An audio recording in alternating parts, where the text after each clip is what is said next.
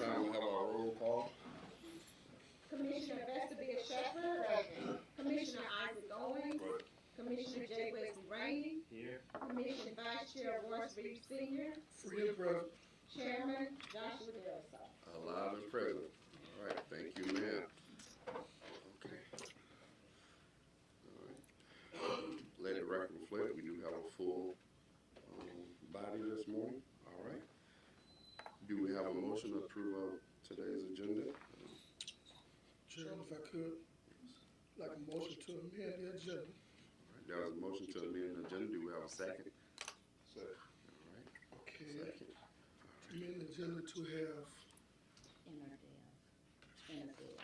in a day to make a presentation before department heads and to discuss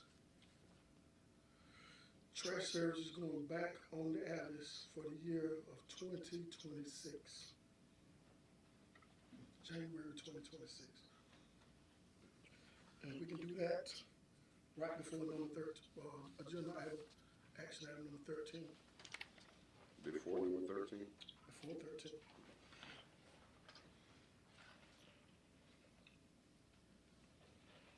All right, we heard amended agenda. Any other discussions on it? Seeing none. All right. Commissioner Reeves, how do you vote? Yes. Commissioner Rainey? Yes. Commissioner Owens? Yes. Commissioner Shepherd? Yes. All right, motion carries. The agenda is amended to have Aaron Services speak before the department heads and have agenda items submitted, considered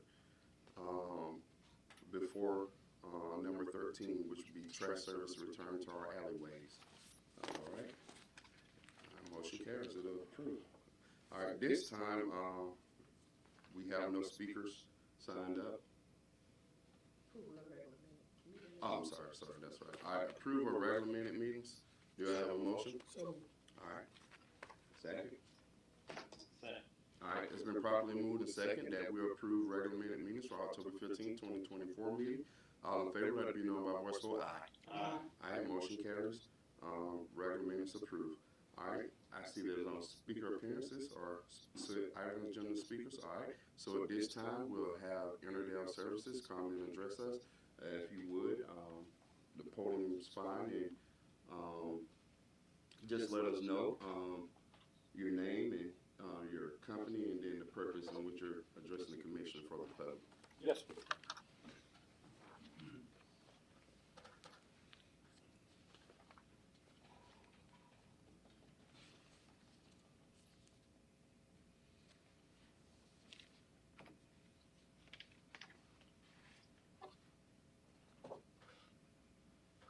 Well, good morning, Chairman and Commissioners. My name is Jason Brookins. I am the Chief Operating Officer for our company, Interdev.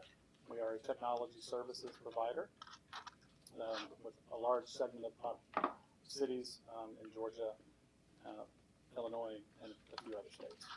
With me today is Anika Inman and one of our DCIOs, Brett Lavender. So we appreciate the opportunity. Am I okay to proceed? Yes, sir. Okay, great. Thank you.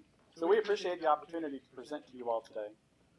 And we're excited to share how a successful public-private partnership looks and works for the benefit of the Commission and the citizens of Cordele. So again, my name is Jason Brookins. I'm the Chief Operating Officer of the company. We have Anika Inman and Brett Lavender here as well. While I'll be leading the presentation, both Anika and Brett and myself are available for any questions you may have either during the presentation or if desired afterwards. So our primary customer base is largely made up of municipal governments. We have been helping cities or municipalities and their constituents since the 90s with their IT needs. As technology progresses, obviously the needs get bigger and larger. And so we have worked in conjunction and collaboration with our city clients to make sure that they are fully meeting the needs of their citizens, the needs of the departments, and the needs of the community. We understand the unique challenges that municipalities face. And again, we are experts in this space and love collaborating with municipalities to give you guys the best offerings to the citizens.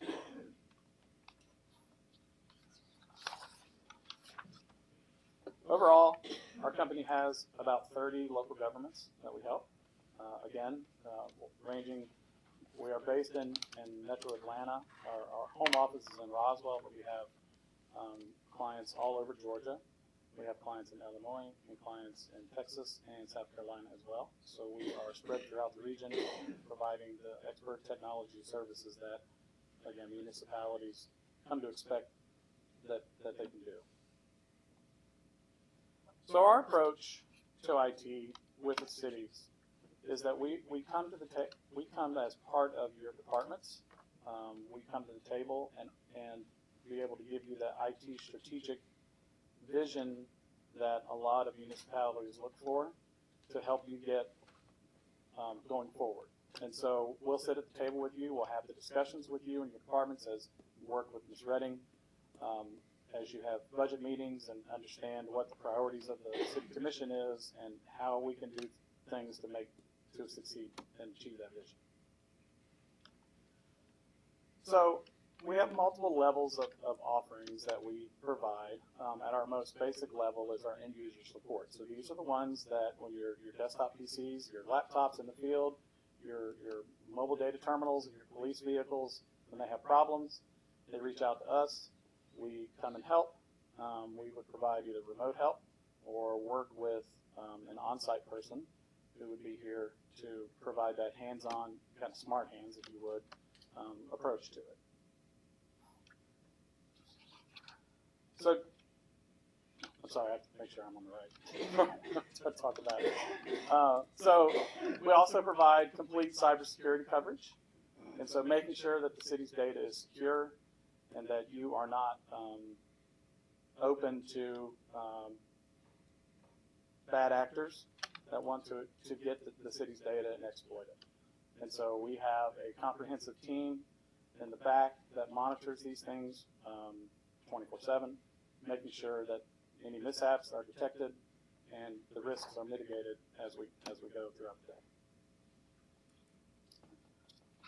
So our professional advisory services are where we have the conversation with stakeholders, not just you all, but your department heads, and saying, what are your ideas for your department? What is it you want to do? How can you use technology to empower your operations to make it more efficient, operate more effectively, or offer new services to the citizens? And so, sitting down and coming up with that comprehensive plan, but not just next year, but let's look 3 to 5 years down the line and let's see, what does your infrastructure look like today? What does it need to look like in 3 years for you guys to be safe and continue to operate without disruption? And so we also are experts in public safety. We've helped cities start up police departments. We fully understand the needs and the requirements that go into public safety and stand by, ready to assist however we can.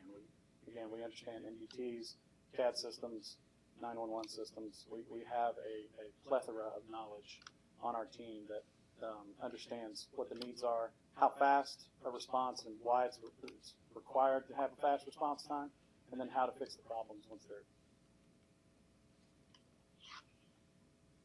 So we have many partners, technology partners, but these are vetted. These are ones that you guys have heard of. These are the Dells. These are our SentinelOne for our endpoint detection. These are the highly qualified and highly regarded technology providers in the industry that we partner with to make sure that your operations, you get the best. So as an addition to our IT services, we also do GIS. I understand that the Regional Commission does some things for you now, but we have about 15 different municipalities that we do GIS for. And these are not just making maps, right? We sit down and we collaborate with your community development department, with your public works department. Where are your storm drains? Where are, when they go out, what's the zoning like? And so what we've been able to do is a few different things, and these are just some examples of what we've done with, for one of our clients on Marco Island, we've done 3D mapping. That was actually used to track hurricane damage. And so they use that when they turn in paperwork to FEMA to get reimbursed for the time. And so having that data so that FEMA's fully, this is accurate. To give you, make sure that whatever you guys get back is the right amount of money, whatever the city spent. For Dunwoody, we've done with zoning, where we actually have the zoning map available along with the zoning ordinances, so that when your code enforcers go out, or your zoning or your community development folks go out, not only do they have the maps with the zoning, but they also have the ordinances that kind of help bring everything together, and so that when they're out in the field or at their desk, they're fully effective.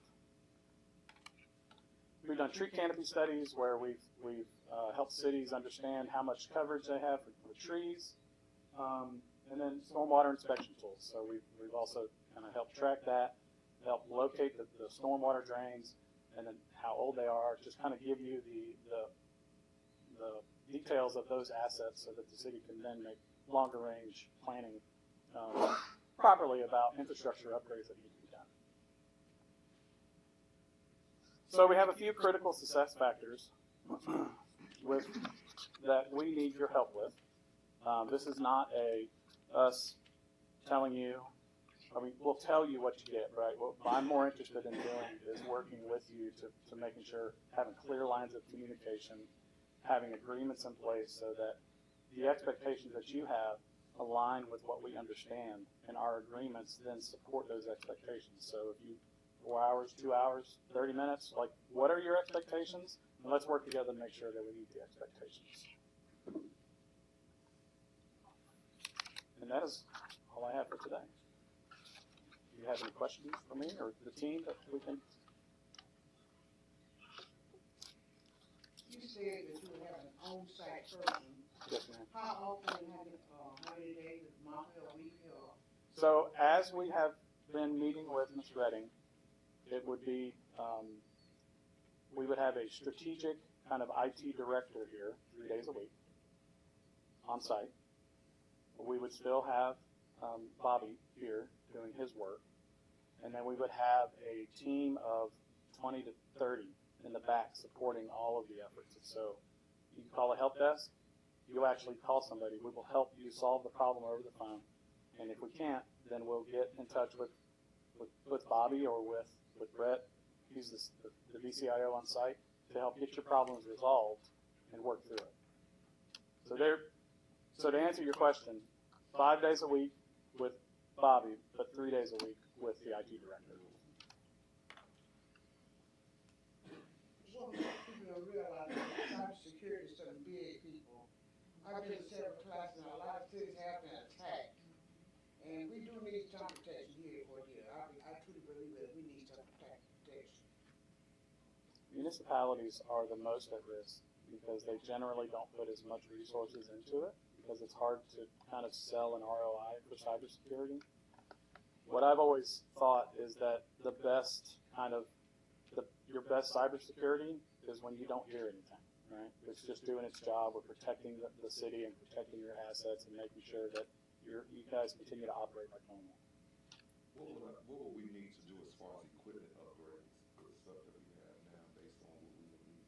So we would come in and do an assessment. We would look at your infrastructure. We would look at, so we're talking about your stuff that's hidden away in the closets. We'd look at your laptops. And then we'd look at your wireless. We would look at all of your technology. And we would present a plan. Now, most cities aren't ready to do everything at once, right? And so we would work through and develop a phased approach with you and saying, in this year, let's plan for 20. Here's a list of all of your assets. We're going to replace these 20 because they're the oldest ones, or whatever the case may be. If it's, a person's using it and it's just not fast enough for them anymore, then we upgrade that one. But we come in with a personalized plan to give you consumable information that it's like, we're not going to spend $4 million, right? I'm just throwing a number out at one time. Let's go through and methodically plan what we're going to replace, how often we're going to replace them. So we do once a quarter, once a year, depending on how the budget works, and then we would get to the point where we present you. This is what we are now. This is where we're trying to get you to, and we're going to make these things happen. Fully understanding that budgets change, budget priorities change, and we understand how to work with city leadership to make sure that you guys are still you would get some improvements should priorities change to something else or an emergency come up.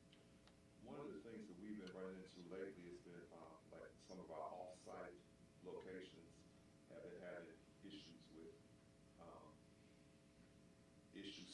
computers, everything. How would this, in developing this program, will that be hopefully be something we can? It absolutely would. We would look at every city property that you guys have equipment at or staff at or whatever. We'd look at the connectivity to it. So what is the internet connection? How is it connected back to the city's main data center?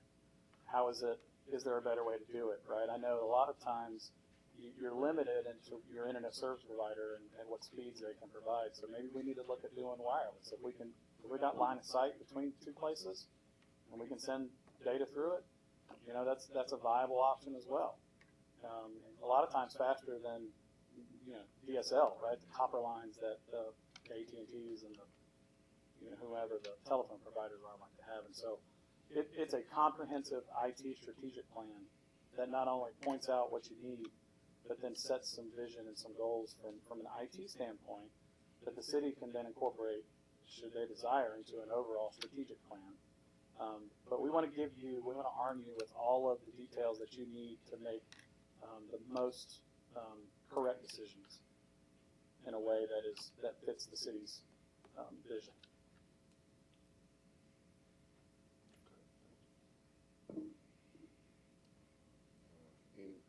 Mr. Hill? I'm the community advancement manager for the city.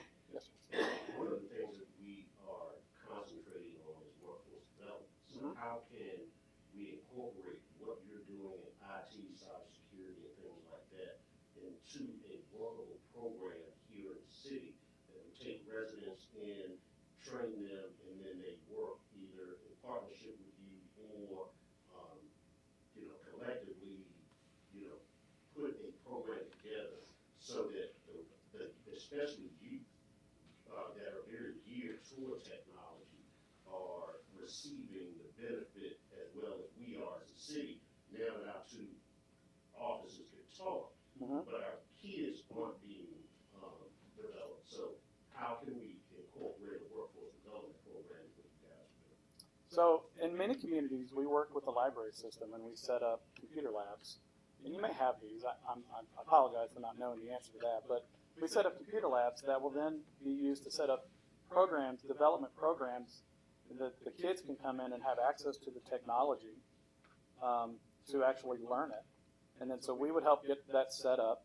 We have internships that we do 2 or 3 times a year in different communities because we realize that, not only does it help the community, but it helps us as well. And so when you have the opportunity to be impressionable and you can make that difference to help somebody kind of achieve a different career or something that they may not have thought would be possible for them because they didn't have the access to the technology or the training. All of that comes in. So we love working with the community to help set up these programs when we can. And then, anything else that we can do to kind of foster that relationship, well, even if we work with, if there's a local college or even the schools here, then say, how can we help kind of grow the city's talent pool so that, because remote jobs are everywhere, right? And so ideally you get a remote job, you don't have to move away.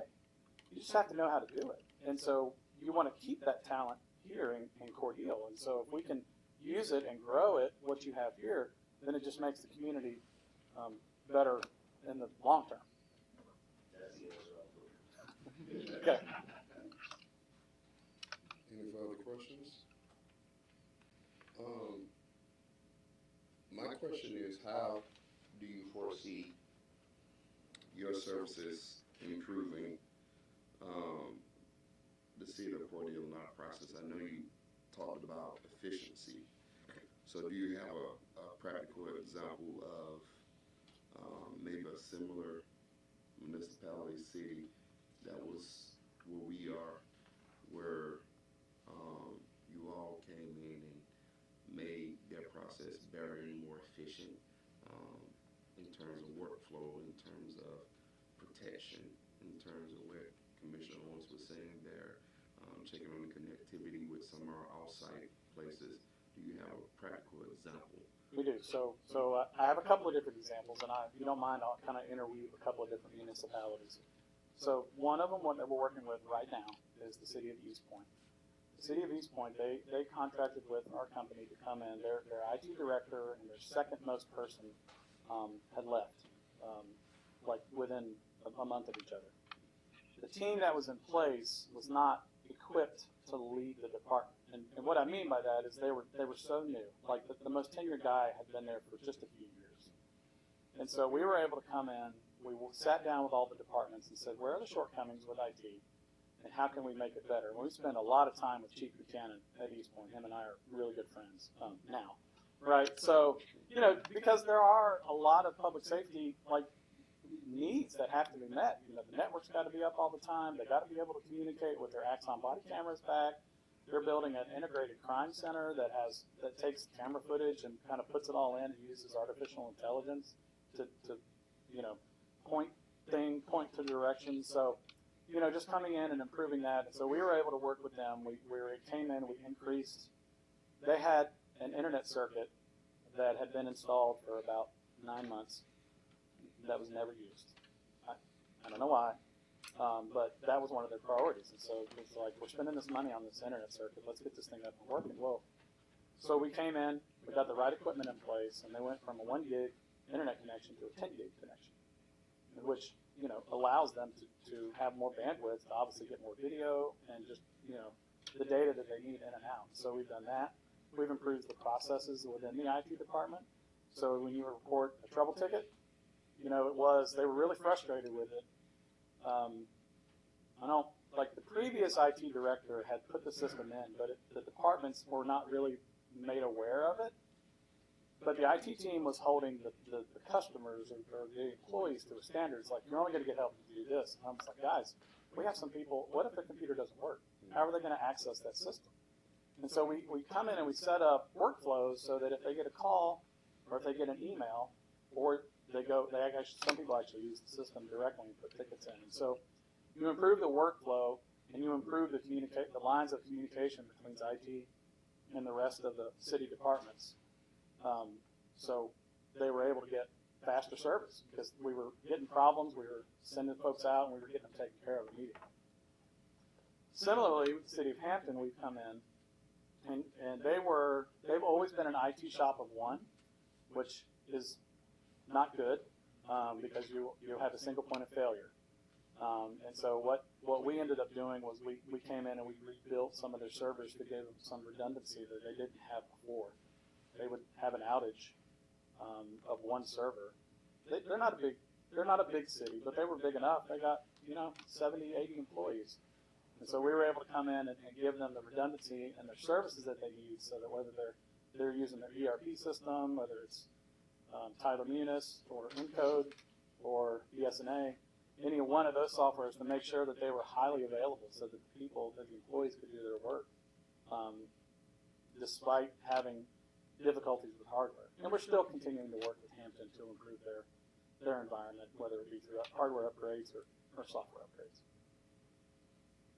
It's that comprehensive approach when you come into a location. You fully want to understand what's going on here and how can we help, right? Because it's not, like I can come in and throw a whole bunch of IT terms around, but that's not what people want. They want, how can you help me? And so for us, it's sitting down with the department heads and saying, what do you want to do? What are you doing now? Where are your pain points? And let's work on. Let's get some low-hanging fruit out of the way. Let's get some quick wins to show some immediate improvement that kind of sets up that hope and that promise for long-term, better, more solutions. Jason, making me think about yesterday. I was at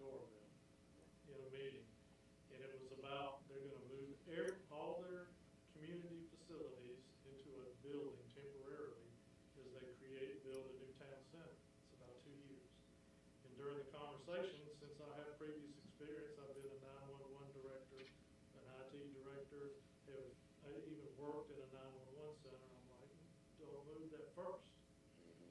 Move the non-essential, non-critical operations first, because the ship's going to hit the sand as you move people in this new facility. Something's not going to work. So let's move those people, work out the bugs, then move to critical operations. And then there's other things you learn during the conversation, like the radios don't work. Well, I've done radio in my career, so I'm like, you need to put in this device, a bidirectional amplifier, so your signal gets in and out of the building so that your officers can communicate in this new location. And it's the least expensive, most efficient way to do that, rather than put in a whole new site in that location. So as we're out working with customers, not only are we working through solutions, but we're also coming up with ideas to better help them move through their processes. Those are just some examples. Thank you. Any further questions? Chairman, I just would like to say it's a great presentation, but I would like to ask Chief Hurd if he has any questions, because a lot of this is really in his wheelhouse, and I just would like to see if he had anything he would like to ask.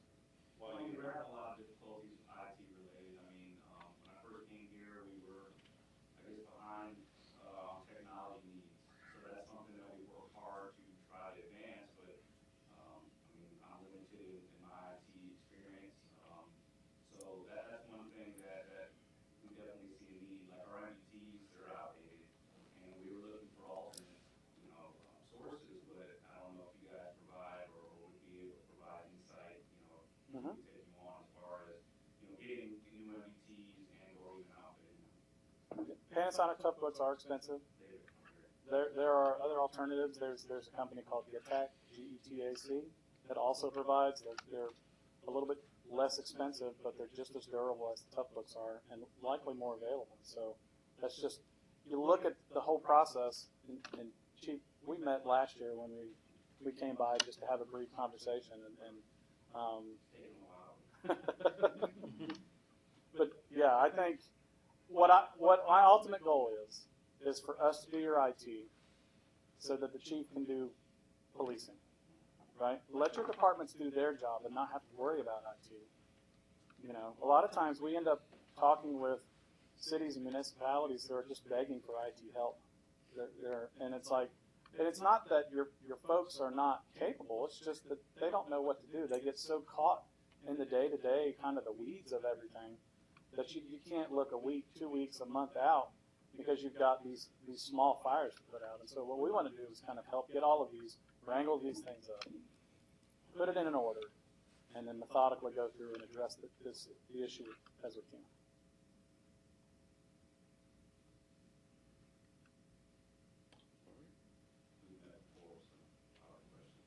Okay. You got to give us a preview. Well, thank you, sir. We appreciate you all for coming down and spending some time with us and explaining to us what you all do. We appreciate that. Yeah, thank you for the opportunity. All right, safe travels back. Thanks. Thank you.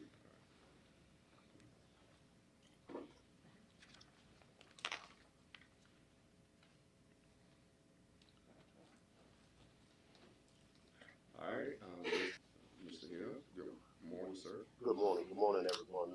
Thank you so much. Had a great opportunity.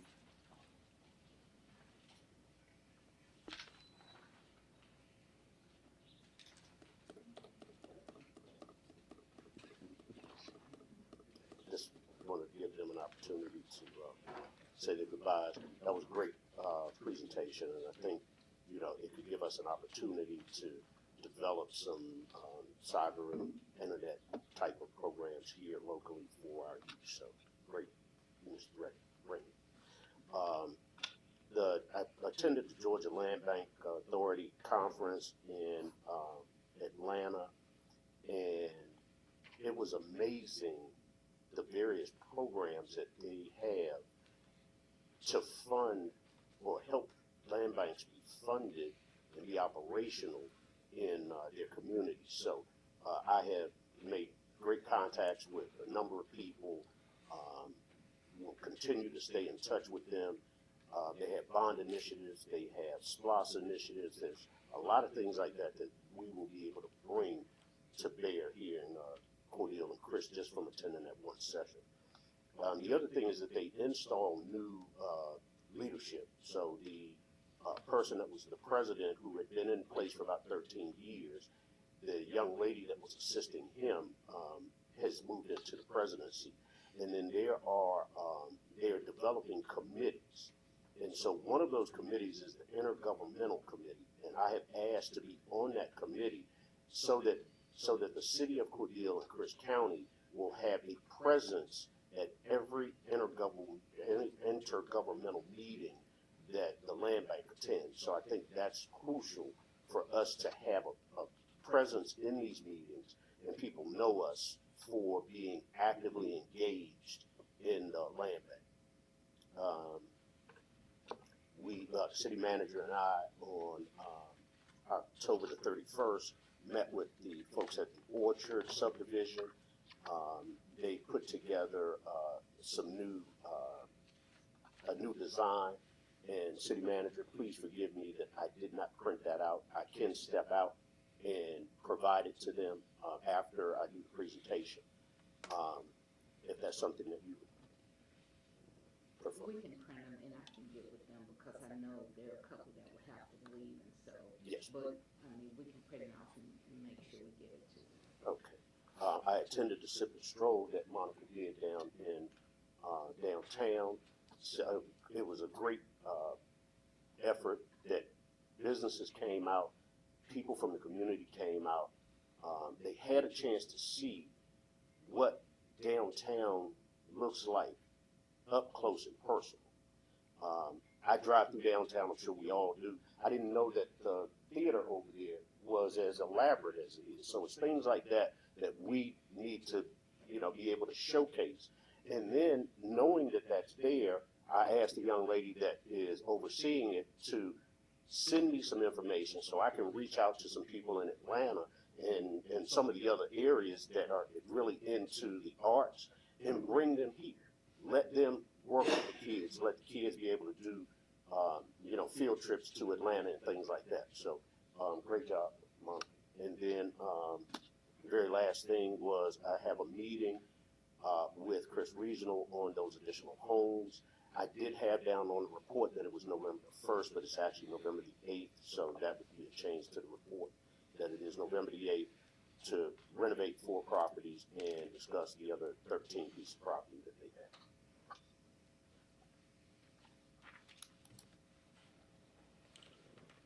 That completes your report. Yes, sir. Any questions for Mr. Hill?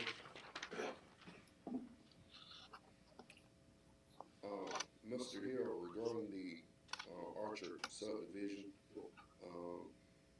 so from my understanding, from the last meeting, which I was not here, there were some issues, and I think I'm aware that you wasn't here either, but I know you've been working with them about what they want to do with that place, their land there. And it seemed to be there was some resistance for apartments. I recall they wanted to do townhomes, single family duplexes, and maybe apartments. Yes, sir. But the bulk of the resistance was apartments. And when I watched the meeting, one of the questions I had that I wish would have been asked was, what was the trepidation for having apartments out there? Because a lot of people was questioning, well, we don't want apartments, and it seemed like it wasn't what they wanted, it was like who they wanted. But given we have interest from the school board, the hospital, that, and given the location and what I imagine the price point would be, that would take care of itself. Cordele need housing. And I can't imagine that we will intentionally bypass someone who already owned the land and have three citizens, even though I'm respectful of them and where they live in their community, really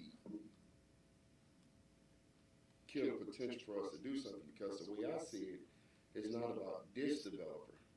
It's about other developers coming in after this developer and saying what we did here, what they did here, let's do more than a Cordele.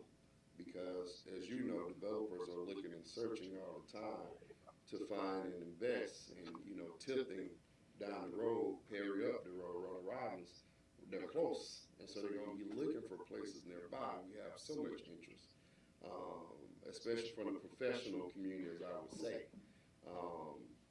And I don't know, but I wanted to get your take on for all of it being put out there, because I don't think it's with their theory that apartment will bring. But what's your, I know you have seemed like a meeting with them yourself and the city manager after, but what's your position on that? Well, I think, at the end of the day, if we're getting pushback on one portion of a project, then let's review that, because we can do apartments somewhere else should that need be the case. At the end of the day, I want to make sure that we can start developers coming in to help move the city forward in housing. We got the Propel program, so that's one of the things. But we have people that are calling to come here to develop, and there's a great opportunity for the city of Cordele and Chris County right now to bring in developers to do projects. And the question is, how do we work with them and structure these so that at the end of the day, everyone walks away saying this was good for the city and the county? Mr. Chairman, Yes. if I may, their plan did not include apartments. That was a misunderstanding from, I guess, the public hearing before the planning commission. The initial plan included townhomes, duplexes, and single-family homes. And so with some of the conversation, when Maurice and I met with the developers, they have removed duplexes now, and they have added more single-family homes and townhomes. And that's what Maurice was going to print off those proposed, because we still have a long way to go, but we want to let you all know that we have met with them, and we are trying to move, things forward, because we do need housing in this community. Yeah, and I got that, and I think from what I can hear on video and things like that,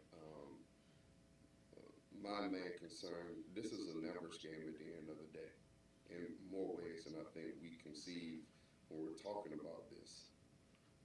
Cordele's losing population, and with Cordele losing population, that puts us in a very different negotiating spot with the county when it comes to certain things.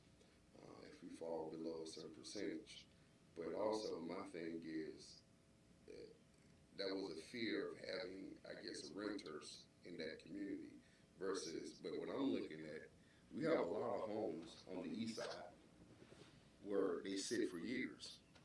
And if you're building to the sellers selling, they're coming, the volume of housing will move at a slower pace than if we're also including the renters market. Because I can tell you there's some teachers, principals, nurses, doctors that come here and they may run a place, but they're not necessarily ready to buy a place. And I'm looking at a volume number more than just meaning that we can get people in here paying taxes, shopping, eating, and contributing to the city economy, versus being okay with only places that you could buy or what have you. And that's just my position on it. And I know some commissioners have to leave, but that's just, we can have a conversation later, but that's my position. If we can put some duplexes out or some apartments where we can get more people living in Cordele and paying money to the economy versus we just building houses to sell. I have a problem with that, especially when the opportunity is right here in our face and we can seize upon it. So, but yeah.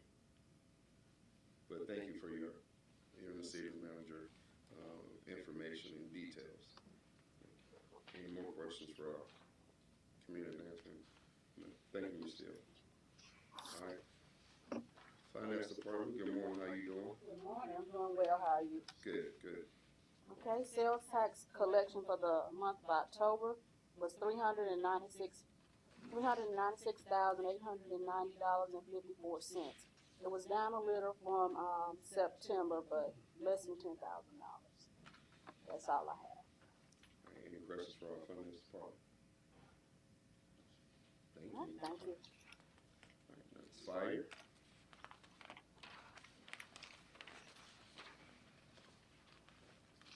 Good morning, everyone. Good morning.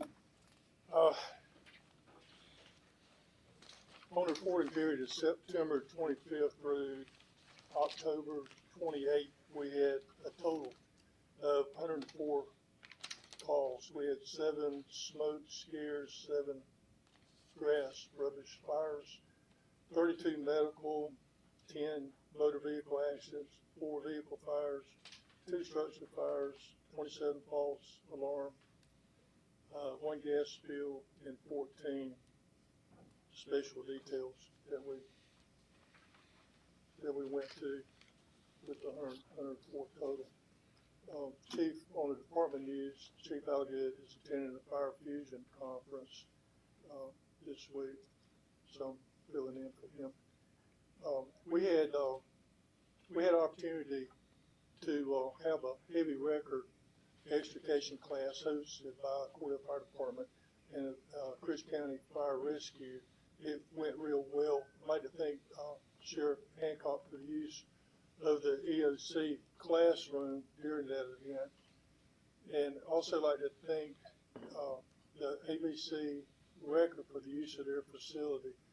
There was more than 50 firefighters in attendance, and they were as far away from Warner Robins and Macon. There were things like car carrier overturned on vehicle, box truck full of cargo that was overturned, and overturned bus. And what this did was it gave the record service the opportunity to show and work with our firefighters to see what they do in these events when you have large vehicle wrecks where we have to work alongside them.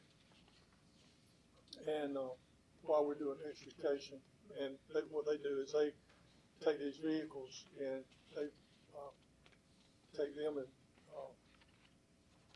get them so that we can go in a safe way and do extrication. So that was a good event for everybody. A lot of different things to be learned in an event like that. And it was good. It was real good. We met with the contractor downtown at the Allied building, and we spoke with him about some of the things that they were going to do, and we were trying to get sort of an idea of what's going on down there in case there would be a need for the fire department. And the Adopt an Angel this year, the chief said that he wanted to be heavily involved in it, so I'm not so sure what we're going to do there more so than normal, but he wants to be heavily involved in that this year. We participated in the Red Ribbon Road block this year, and the downtown spectacular. It was citywide. It was good. There was a lot of turnout, and also we went and had a trunk or treat at the Chris County pre-K. So we enjoyed working with the kids. It was a good event for everyone. And that's all I have. All right, any questions for fire?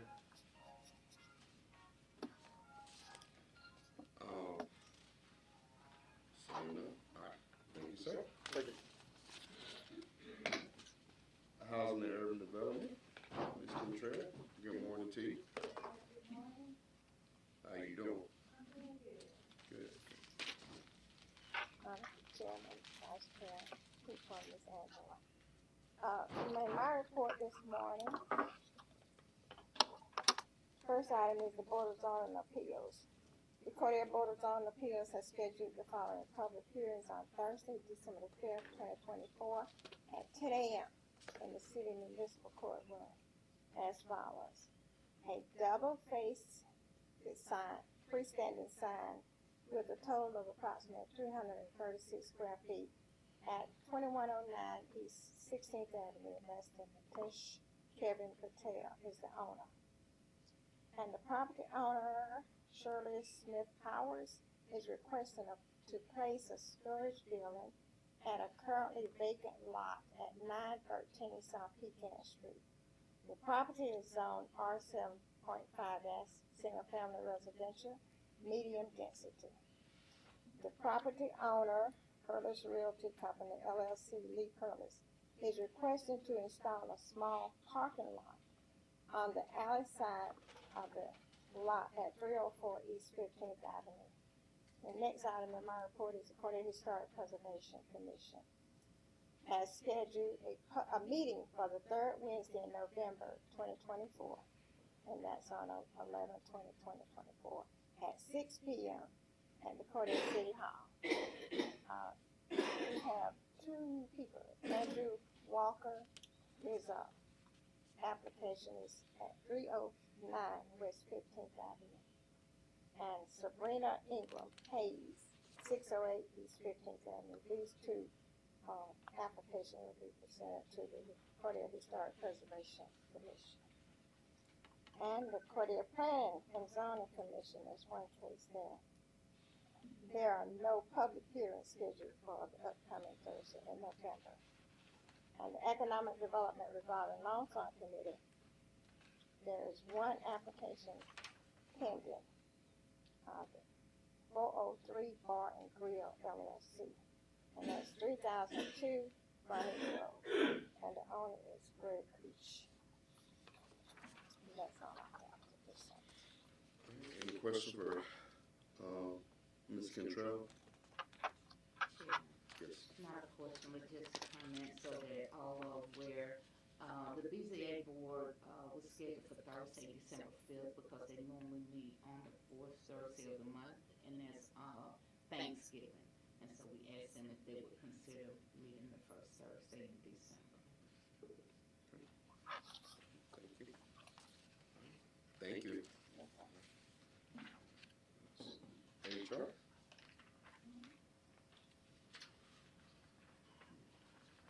Chairman, Commissioners, good morning. Good morning. You have my report in your package.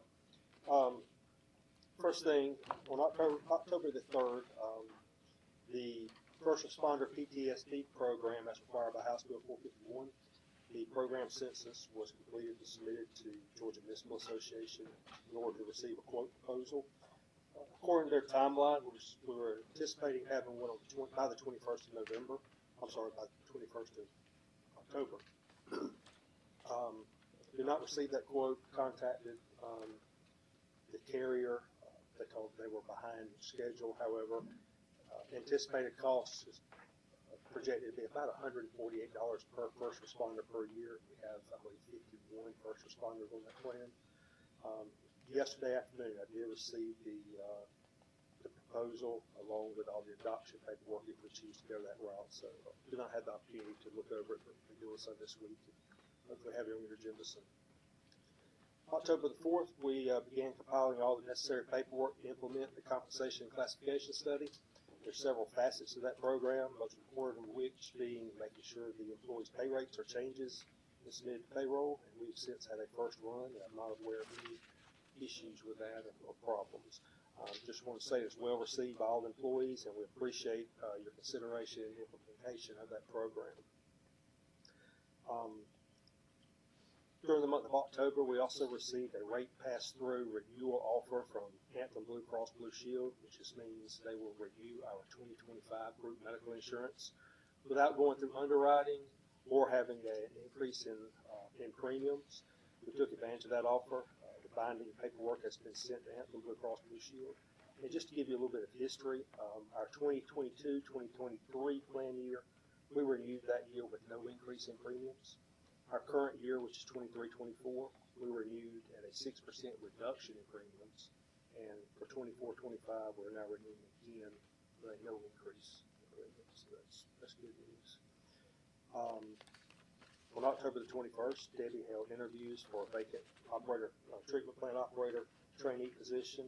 On the 23rd, a conditional job offer was extended. The applicant met all the conditions of the offer.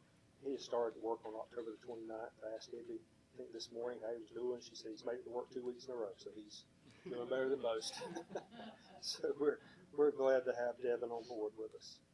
And then finally, this last week, I attended the monthly HR roundtable. It's hosted by the Cordele IDC. Speaker for the program or representatives from Crisp County High School. And we have proposed a Queer Awareness Week during the week of January the 13th to the 17th with a follow-up career fair during the week of January 31st, 2025. And those are, like I said, proposed dates. As soon as we get all the details worked out, we'll have a more definite time frame in mind. And that's all I have, unless you have any questions. Any questions for HR? I have one question, if you can answer it. I noticed we have a lot of positions advertised and posted.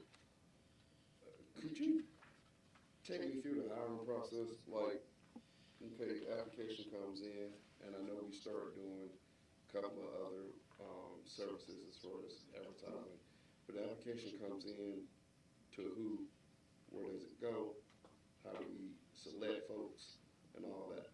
Okay. Applications come in. If they meet the basic minimum requirements for the position, then that takes them to the next step.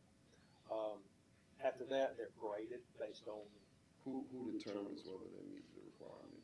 They come in our office. And basic minimum requirements are things like 18 years old, high school diploma, or GED, the valid Georgia driver's license. So we have very minimal basic requirements. Okay. So once they meet those, then we look at relevant experience to see if they have the experience that would be beneficial to the department. If they have that experience, from that point, let's just say Public Works, Water and Sewer Department, for instance, we set them up for an interview at that time with the superintendent, with Gabby, set up an interview with her department, just wherever the need is at, so we set them up with an interview. So they conduct their initial interview. If they feel like this is an appropriate candidate, at that point, we do start doing our in-depth.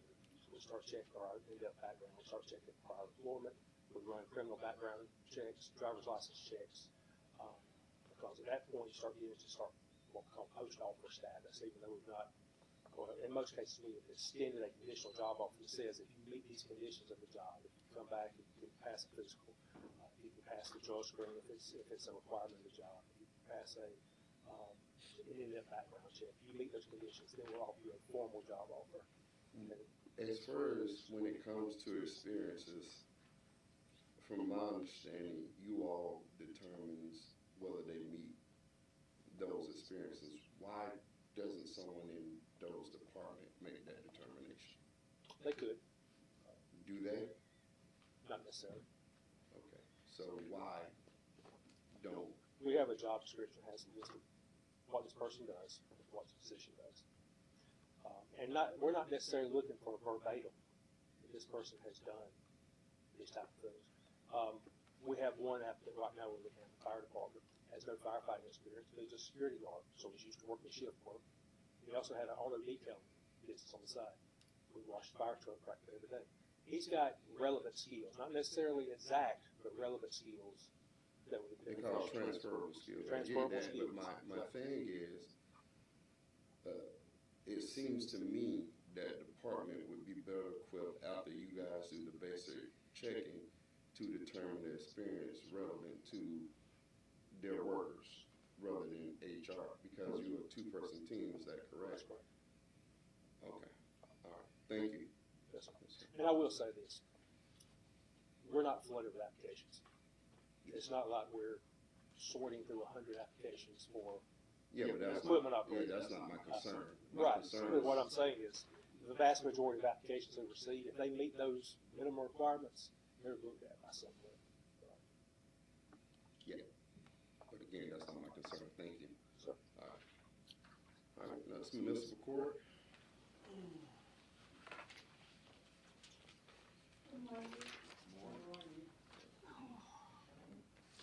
Before I give my report, I need to give some information. It was brought to my attention as to where we get the numbers for my report. We get them from either Georgia Department of Driver Services, which has a database that gives us the number of suspended license, DUIs, or whatever. And I have court software that gives us the number of traffic cases that we get from the police department, our tickets and whatever. It was brought to my attention that we don't make up numbers, Mr. Coleman. We get them from the database or from my software. With that being said, the total traffic cases for the municipal court for October is 281. Total criminal cases was 56. The total court cases was 337. We had 16 bench warrants. We had 33 license suspension ordered. And when I say ordered, that means that those people did not come to court and did not pay their citations. So the judge ordered their license suspended. They have an additional 30 days after the order. When you talk about license suspensions, it's different from driving on suspended license. Those are two totally different things. The total cash funds was $10,141.42. We had total fines collected was $6,959. Deposits from probation was $7,983.50. The pretrial sentences from probation was $2,429. We had $14,365 from web payments for a total of $42,354.50. $30 from the Department of Corrections, which is restitution from the state, and $446 refund. We had 0 defendants incarcerated in jail. That's the end of my report. Thank you. Any questions for municipal court? Yes. Okay. So Jackie, just to be clear, because I do know there was an open records request, and it was concerning the license suspensions. And so there is a difference between the license suspensions ordered and the actual license suspensions Yes, because ma'am. of things that happen after court. Yes, ma'am. So that's what I want to make sure. Yes, ma'am. We don't make up. It's unethical to make up numbers. It's illegal, and it's offensive to me for somebody to say that we would make up numbers. Where did the claim of you making up numbers come from? Ms. Mumford said that Mr. Coleman had said to tell us not to make up numbers. We don't make up numbers. You mean in the process of open record request? Yes. Okay. We get everything from the database, from the Department of Driver Services, or we get it from the court's software that's vetted through the court services. What was the nature of this open record request? I'm wondering why would that be even part of the conversation? What was that It was nature? Mr. Michaels wanted the only time we can give him a total number of DUI, suspended license, a total number, any traffic offenses or anything that he wants. We can give him a total, but he wants to know, we have to physically go into each one to see if there was a clinical evaluation ordered, if there was a great defensive driving ordered, or with shoplifting, if there was anger management ordered. We have to physically go into those. The software does not count those because we have to physically go into each one of those and do that. And that's what we do. It's going to take some time, but we're going to go through each one for the last 2 years and pull that number. We're not going to make anything up. Now, is he using this for his business? We don't know. We just told to do it, so that's what we do. He submitted an open records request, and we did request a deposit up front. Once they provide the estimated hours, we usually request a deposit up front so that individuals are not requesting information. Then we have staff spend a lot of time, and then they say, oh, well, we don't want it, or be $500 over in order to get that, amount. And it's gonna take some hours. But And haven't it's received probably that. on the weekend because we still have our day-to-day for the court to do. And still have to physically go through each one of those cases from 2022. So, I just heard two things. You start working on it, but you haven't received a deposit. I haven't received a deposit because I don't have an estimated amount yet. Okay. And it has to be over $500. It will be. Right, I understand that. Okay.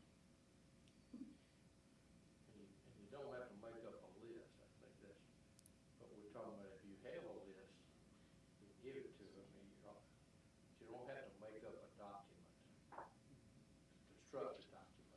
You don't make up anything. No, what Mr. Coleman is saying is that if it's something that we have, we give it, it's available, but if it's something that we don't have, we don't have to take the information and say, well, let me, create a report. He's saying make up, but what he's referring to is that we don't have to create reports in order to answer the open records request. Either we have it or we don't. So, the essence, from my understanding, the essence is open record request is essentially a record we already have. It is not creating something because someone was requesting something. So, for instance, if they're requesting this, that, and the third, you give them all of what they're requesting for, but we ain't putting them together. We ain't pulling from here, there, and the third and creating a special thing for the open record request because we don't possess that all in one record. That's right. If we had, if you wanted all the DUIs in 2023, and we had 100, we probably don't have a list of all the DUIs. We have to send it to each one of the Right. records. Right. All they're entitled to are the records themselves. Right. Right. Because we can't give them anything if it's not a record. So we don't have to. We often have it. Right. But if we don't have it, we can't. When we do have it, we just have to go. We have, I can tell you, get the exact number of how many DUIs that were in the city on a certain year because our software can do that. What we're not able to do is to pull which one of those DUIs were issued were ordered clinical evaluation, or which one was changed from DUI to reckless driving. We have to physically go in and do that ourselves. So I think what this amounts to is that you give them what they ask for in the form they ask for. We get the charge what we get the charge, and at the end of the day, they have to sort through it. We don't. I think the gist of it, we don't have to do the work for them. We just give them what we already have. So that we can do that. Perfect. Anytime. It wouldn't even take 2 days to do it. Right. And I think that's the key. I think that's how we should handle moving forward. Like the record, we give them what they're asking for. It's on them. If they didn't ask for something that they need, it's on them if they ain't asking for specifics. So I think that's part of what the thing is. Yeah. Tell them to sort through it themselves and whatever volume they ask for. They want a Bible load, give them a encyclopedia or a Bible load, and charge them and let them sort through and find the information themselves. Any other? Thank you. All right. Police Department codes and compliance. Good morning. Quite a lot to get to this time of year. We're very busy at the police department. Commissioner Rainey, thank you for allowing me to speak on that. I met with them maybe about a year ago or so, trying to update a lot of our technology in the police department. Policing has gone, I guess, technology driven nowadays. So there was deficiencies at the time. We've fixed a lot of that, but they definitely could help with some of the remaining things. So thank you for allowing me that opportunity. I'll start with the police department. The reporting period is September 24th through October 28th. Part 1 crimes, total of 51. Aggravated assaults, we had 3 with 1 arrest. Larcenies, we had a total of 46. 28 of those were entering autos. 4 shoplifting, 5 adults were arrested on those shopliftings, 14 other thefts. As far as the entering autos, those are pending. A lot of those were related, basically done at the same time. So that is being investigated, and we have some juvenile suspects that are pending arrest. It's also that time of year for me to say that please lock your doors and take your valuables out. I can tell you that all of those 28 entering autos, none of them were forced entry. They were just checking the handles, and they opened, and basically whatever's in the vehicle, just taking it. So again, please lock your doors, take out your valuables. This is the time of year for entering autos. Burglaries, we had a total of 2, both of those were residential. Part 2 crimes, 75, incidents reported 155. Community contacts went back up to 23. Our citations, we had a total of 220 with 97 warnings and 1,504 calls for service during that reporting period. As far as departmental news, we have 3 applicants actually that are in our hiring process. All of those are females, so very encouraged to see that. Like females getting into law enforcement is very good. Their interest. Also, we attended the Spooktacular, Downtown Spooktacular. That's always a great event. We love doing that. I attended the Men's Day Conference at Greater Morris Tabernacle. Thank you, Commissioner Vesta, for inviting me. Commissioner Owens was also present, so thank you. I had a great time with my family there. We also participated in the Red Ribbon Roadblock. That's always a great event. Red Ribbon Week is always a good week.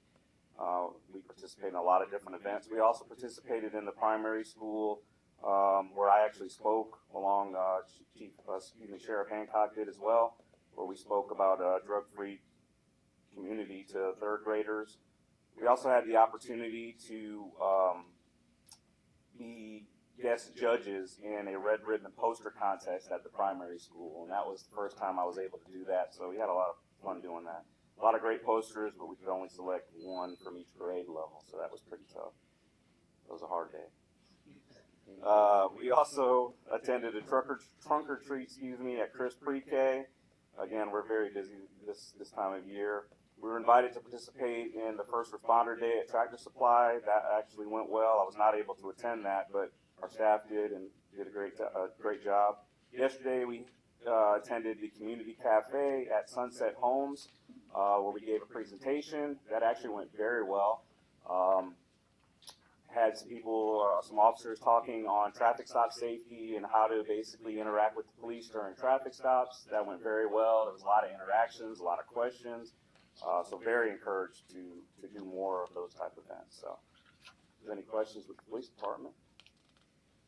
Any questions? I have one. As far as entering auto, are you all finding that it's one particular area versus another? Because, and the reason I asked, I lived in a few places and I traveled a lot of places, and there's specific community neighborhoods, places where it tells you that you need to be a little bit more careful than others. The honesty, let's be honest with you, if you go in certain neighborhoods, you're not expecting certain things to be in vehicles and the amount of money and stuff like that. Right. Whereas you go to like a country club or something like that, there may be, higher dollar stuff in there. Right. I can say that we're not necessarily seeing one area versus the other, but I can tell you that just everybody, please keep your doors locked, because at least since I've been here, entering autos, since I've been in law enforcement, you see this time of year is always a high time for entering autos. With gifts and things like that being left in cars. But just throughout, we're seeing a rise in juveniles. They're the ones that are mainly doing a lot of the entering autos. There's various reasons why they're doing that, but I'm not really seeing a lot of forced entry. I think I can only remember, since I've been here about 3 years now, maybe 1 or 2 where those vehicles were forced entry into those vehicles. The majority of them, and these particularly, they were mostly one incident, a rash of incidents, but in the same area, and they were just checking handles, just crimes of opportunity. Yeah. So again, don't give them that opportunity, or try to make it look some more different. Thank you. Great question. All right. Well, if there's no more questions on police, I'll move to codes. Same reporting period. Did you have something? Go ahead, ask. I had 2 forced entries. You did? Then yours too might have been the 2? I'm just saying, I've had 2 forced entries. You did. One Those two just might have been. broken, and then one with a slingshot. Right. Did they take something, or was it just damage? I can't remember those. Because I can tell you that on Yes, they certain took, vehicles. one they took a lot, Right. and then one, no, actually, They take something. no, the other one they actually cut themselves and. That's right. I moved remember that. on, I moved remember on. that. I remember that. Yeah, I can tell you that most times, again, it's not forced entry. One thing is, like in your case, I think when you have like a business and it's maybe a vehicle or something associated with a business, we have seen some forced entries on that. And that wasn't necessarily your case, I don't think. Maybe on one of those. Somebody just wanted a van. Exactly. For whatever reason. And they used to be catalytic converters. Now they're just trying to take the whole vehicle. Right.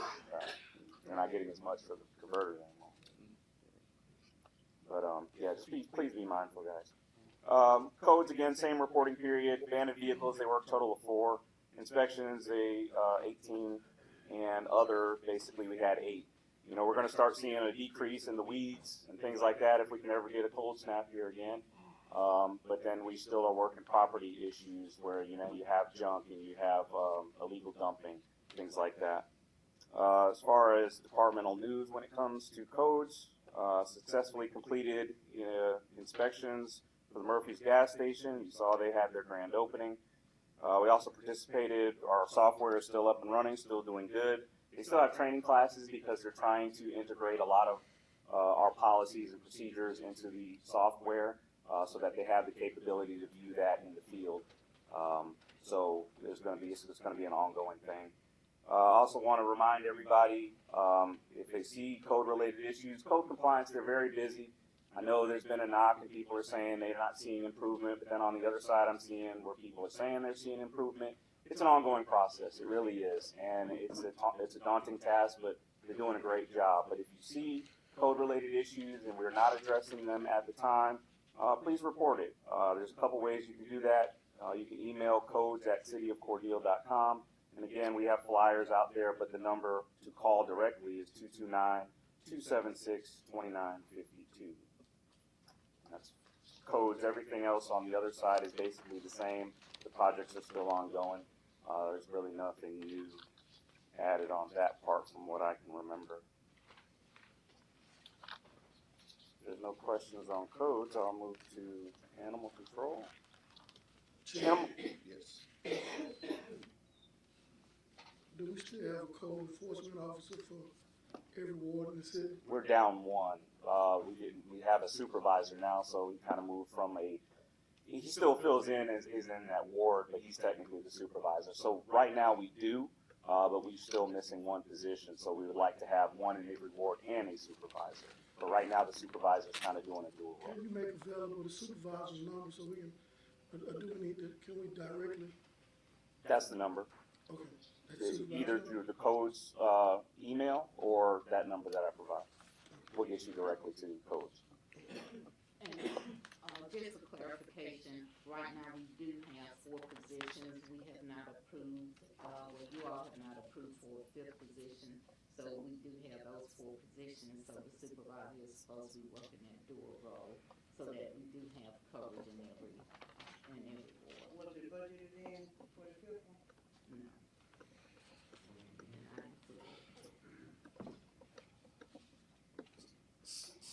My question would be this. I know it was a unique idea to have a codes person for each ward, and I don't know if that was for streamlining communication. I don't remember the purpose. However, if we only have 4 positions, there is also an opportunity to divide the city up into zones, which would be 3 zones with a supervisor.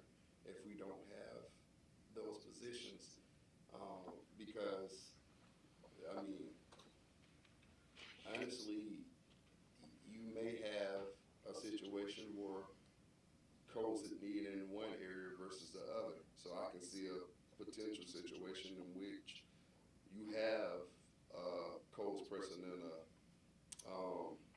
in a ward, but that code person is work together.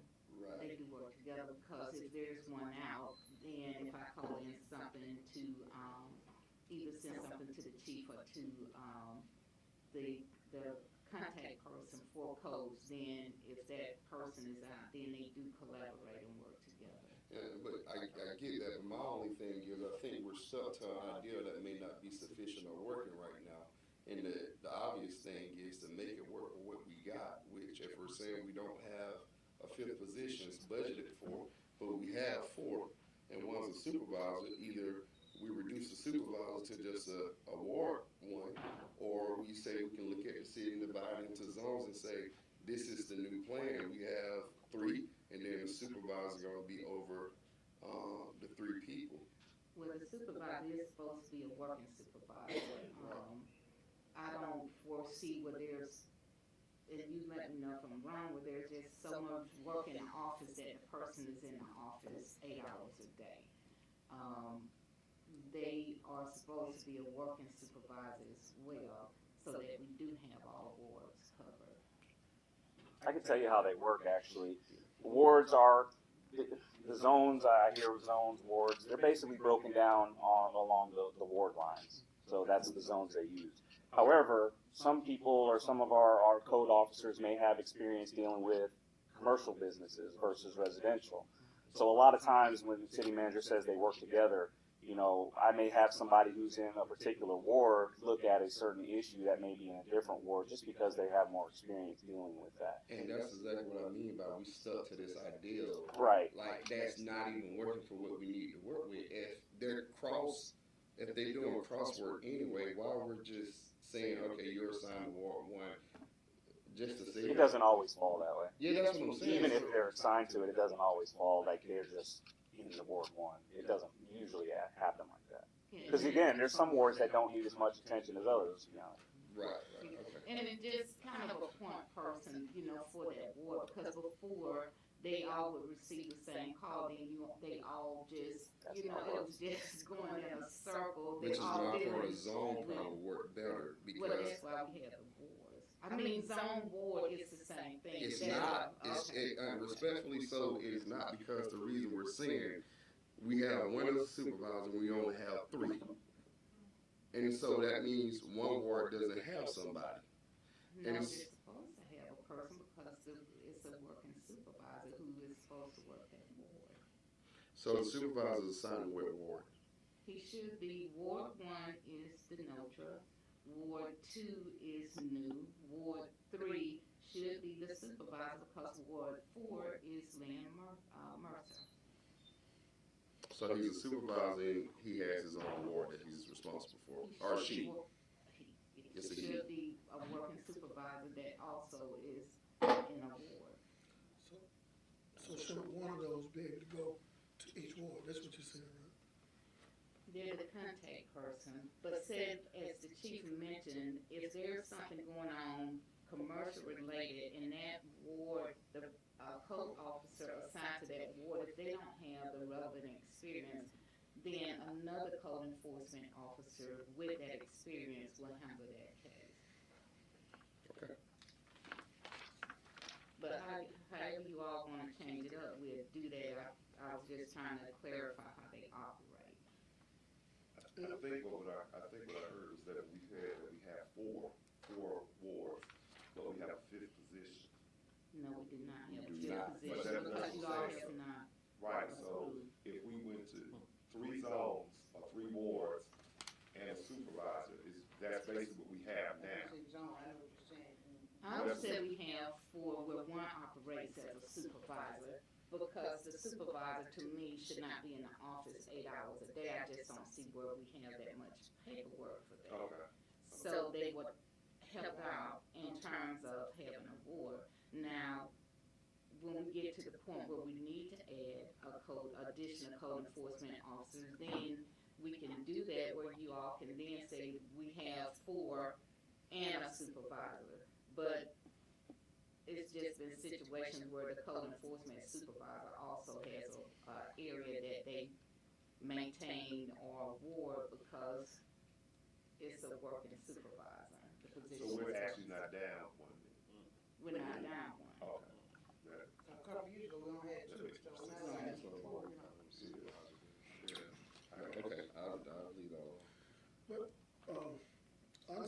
unsanitary, etc. Structure prohibited, 0 here. Can you explain that to me?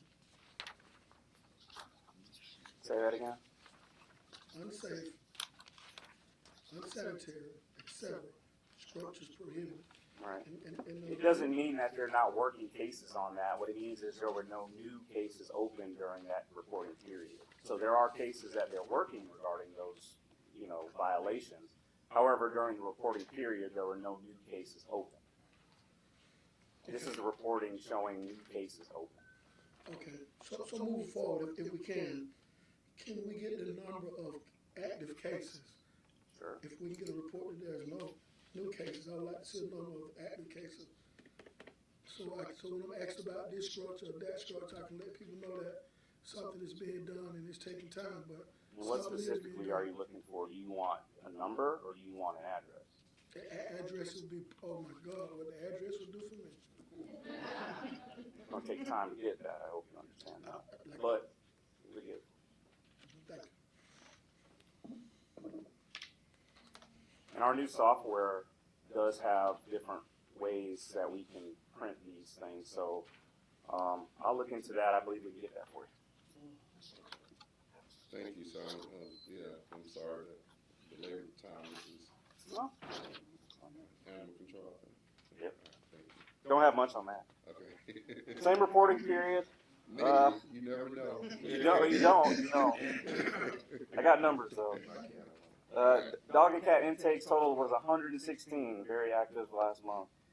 City intakes were 82. You got from the county, we got a total of 77.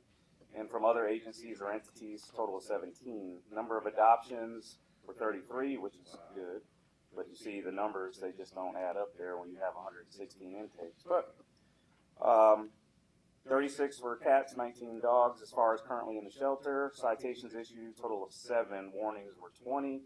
And we have some openings in the shelter despite all the intakes. We have 3 dogs and 7 cat openings. As far as division news, sent our animal control officers or staff to Bainbridge. They had an advanced training on animal abuse training or cases, working basically cases that deal with animal abuse and cruelty. We see that in the city, so that was one thing we wanted to do, is always give them opportunity to advance their knowledge and bring that information back. So very proud of them for that. That's all I have. For animal control. Any other questions? I saw some photos of the fire department and walking the dogs. I thought that was really good and really nice. Yeah. It does 2 things. Being a adult person on one of my eggs in the basket, I love that connection there with the partners working together. So it was a really good idea and it worked for it. Yeah, the optics are really great too. So So thank y'all for collaborating on that. Thank you, sir. All right. Public Works. Good morning, Steve. Good morning. All right. I just wanted to make a comment on the illegal dumpings. We're still having illegal dumpings, but the problem is much better than it was, say, a year ago. Much better, thanks to codes. So they are doing a good job with that. Last week we opened the proposals for the Gateway project and the reclamation of the holding ponds. Miss Redden will have something on that in her report. The ARPA contractor in situ form, they've begun to work on the sewer rehab. That's that $10 million ARPA grant. This is the first phase. So you may see their trucks on the side of the road, mainly on the northeast side of town right now. Because they had to bypass, where they're working at, they had to bypass from one manhole to another. We're still working on cleaning up the alleys. That's ongoing, known, I imagine. And cemetery and parks, believe it or not, started putting up Christmas decorations. So that's all I have. All right, any questions for Public Works? All right. Thank you, sir. Yes, sir. Social Media and Marketing Manager, Mr. Small. Good morning to you. Good morning, Honorable Chairman, members of the City Commission, City Manager Redding. Thank you for letting me be here just very quickly. As you can see in my report, it has been a busy October. It's been a good October. November is shaping up to be busy as well. Thank you for the opportunity to attend the Georgia Communicators Conference in Athens a couple of weeks ago. A lot of information coming out of that conference that I'm still working through and disseminating, but I think by attending that conference, it's going to make your social media department communications much more effective for the community, for the city employees, for the citizens. There is going to be an expansion in a luncheon November the 14th of some of the subjects that were covered in that conference in Athens. That'll be in Warner Robins on the 14th. And the city manager has graciously given me the permission to attend that. It'll just be a 3-hour luncheon, and I'm looking forward to expanding that. The only other thing that I would have for your report this morning is we are getting the website project back on track. We were off for just a little while we made some adjustments to the scope of work. Thank you to this commission for approving that scope of work. All that paperwork has been taken care of, and the project manager reached out to me last week to get back in touch and get back into a meeting with the website committee and those who will attend. I have tentatively scheduled that for November 12th. Commissioner Owens, I know you reached out about that. There is a possibility that may change. Kian has not gotten back with me yet on confirmation on that, so be aware that November 12th could change. Other than that, thank you for letting me serve you. If you have any questions, I'll try to answer them. And with that, that is my report. Any questions for the social media and marketing manager? Say none. Thank you, sir. Thank you, Honorable Chairman. All right, Miss Debbie, UCMT. Good morning, everybody. Good morning. I'll just update a couple numbers for you. At the wastewater plant, we treated 110 million gallons, which is twice as many water gallons as we pumped. We're still running on bypass power for the secondary wastewater pumps. They came last week and they disassembled everything, and they're going to refabricate the base, what everything rests on, and hopefully they'll be back sometime at the end of this week or first of next week to get it all put back together. They notified us last week that our 500 kW generator is ready to be delivered to the wastewater treatment plant. So we're really excited about that, but we got a couple things we got to do first, pour pad and, get everything ready for it. And, the Pena elevated tank has been painted inside and out, and it looks really great. If anybody wants to ride by out there and look at it. It's in the industrial park. Right. And that's about it. Thank you. Any questions for UCMT, Ms. Debbie? Thank you. For all of that. All right. That concludes our department head reports. We're going to our specific agenda items. Agenda item number 1, consider and approve event permit Cordele Rail Fan Festival, November 9th. It was reviewed by Chief Hurd on October 31st. Do we have a motion? So, second. It's been properly moved and second that we consider and approve event permit for the Rail Fan Festival. All right, any discussion? All right, seeing none, we shall proceed to vote. Commissioner Owens? Yes. Commissioner Shepard? Yes. Commissioner Reeves? Yes. Commissioner Rain? Yes. All right, motion carries. It is approved. All right, agenda item number 2, consider and approve event permit fundraiser for Toys for Tots, November 15th. All right, it was reviewed by Chief Hurd on October 31st as well. Do we have a motion for agenda item number 2? So moved. Second. It's been properly moved and second that we consider and approve agenda item number 2. All right, any discussion? Seeing none, shall proceed to vote. Commissioner Owens? Yes. Commissioner Reeves? Yes. Commissioner Shepard? Yes. Commissioner Rain? Yes. All right, it is approved. Motion carries. All right, consider and approve event permit for following for Cordele Family Engagement Festival. All right, do we have a motion for agenda item number 3? So moved. It's been properly moved and second that we consider and approve the following, for Cordele, engagement, family engagement. All right, any discussion? All right, seeing none, shall proceed to vote. Commissioner Rainey? Yes. Commissioner Reeves? Yes. Commissioner Shepard? Yeah. Commissioner Owens? Yes. All right, it is approved. All right. Agenda item number 4, consider and approve a street closure, Griffin grading and concrete. All right. It was reviewed by Steve, our public works director, on November 1st. Do we have a motion? So moved. Second. It's been properly moved and second that we consider and approve this street closure. All right. Any discussion on that? Any concerns? Well, Yes. they really closed the street before it was approved. I sent you all some background information on that, but, what they are doing is improving the road, on Griff Street, because now that will be the entrance for the trucks, correct, Steve?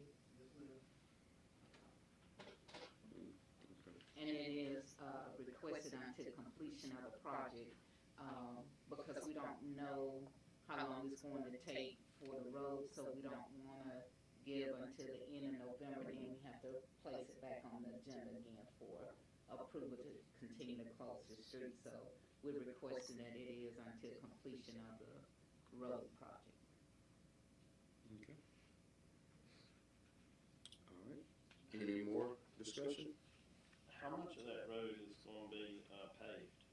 Do we know? It's almost to the end, to where the property line is, not quite. It's to the entrance, where the entrance to the building, you know, the concrete entrance. It's going, I'm not seeing. Well, I just want enough of it paved, or if the city's gotta get in or discuss, because I don't want another Auburn issue with the school system. I mean, I just wanna make sure enough of that is fixed, appropriate, whether it's on the city or the builder, cause Auburn is a mess. It's only appropriate for that particular, business, but not, it's not, Griff Street is not appropriate for semi-truck traffic, no. Yeah. Okay. Mr. Chairman. I know Mr. Bill's here. Yeah, he's. Like you said. Hold on. Okay. If we're gonna do this, we're gonna do it properly. All right. If we're gonna do this, we're gonna do it properly, because we gotta do this for everybody. All right. Mr. Bill of who, I'm sorry? Okay. And your relation to this topic is what? I'm a Griffin grading concrete, we're the one doing the work. Okay, all right. So, okay, we just gotta make sure, because other people, if somebody call that person and say that, and they start speaking, then you start, everybody else start thinking they can come and do that, then we get in, some legal issues. All right, so, okay, sir, go ahead. The road is being fixed, it's almost a complete distance of the property owned by Truckstop, but the rest of that road to the railroad will not be bothered. So it's approximately 300 feet. But the areas in which all the heavy Truck traffic will be on the new road. will be fixed and new road, not like Auburn. Well, actually, the parking lot is heavy-duty asphalt, almost 4 inches thick. The road that is being put back in by us for the city is only 2 inches thick. So I hope it holds up. Okay. Anything else you'd like to add, sir? No. Thank you. All right. Any further discussion? Seeing none, shall proceed to vote. Commissioner Rainey? Yes. Commissioner Reeves? Yes. Commissioner Shepard? Yes. Commissioner Owens? Yes. All right, it is approved into completion. All right, motion carries. Agenda Agenda item number 5, consider and approve, street closure for Downtown Development Authority, demolition of Allied Building. All right, it was, reviewed, by Steve on November 1st, 2024. All right, do we have a motion for agenda item number 5? So moved. Second. All right, it's been properly moved and second that we consider and approve agenda number, 5. All right, any discussion? Seeing none, shall proceed to vote. Commissioner Owens? Yes. Commissioner Reeves? Yes. Commissioner Shepard? Yes. Commissioner Rainey? Yes. All right, it is approved, motion carries. All right, agenda item number 6, consider and approve the requested, request for items listed from the executive department to be declared surplus. VividGovsDeals.com. All right, do we have a motion for agenda item number 6? So moved. It's been properly moved and second that we consider and approve agenda item number 6. Any discussion? Seeing none, shall proceed to vote. Commissioner Shepard? Yes. Commissioner Rainey? Yes. Commissioner Reeves? Yes. Commissioner Owens? Yes. All right. Agenda item number 6 is approved, motion carries. All right. Agenda item number 7, discussion of 7th Street Urban Redevelopment Plan. All right, do we have a motion for agenda item number 7? So moved. With background. It's been probably moved and second that we consider, discussion of the 7th Street Urban Redevelopment Plan. All right, Commissioner Reeves asked for background. I think the city attorney has more background. When we were doing the enterprise, we discovered that you had created an enterprise zone for the Gillespie Sullivan District, and you had entered into a debate and perhaps even had a public hearing, and a fairly large document was drafted by the RC. This was, I think, 11 years ago. But we never adopted it, and so I just brought it to y'all just for that and asked what you wanted to do about it.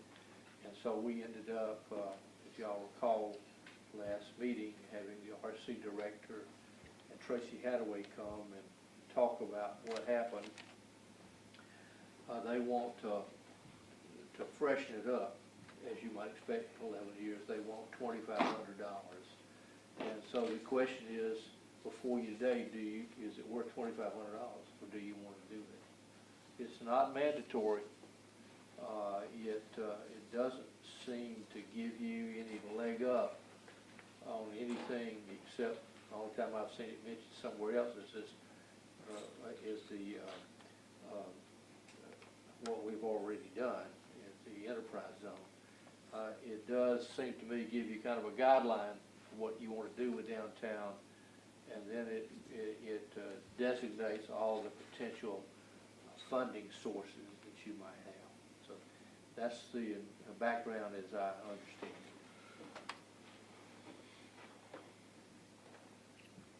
it. Any discussion? My only question, well, one of my questions was, what would be the impact to the city if we do that? I understand it kind of opens us up for more funding opportunities or the potential to. What would be the impact that we could actualize to the city?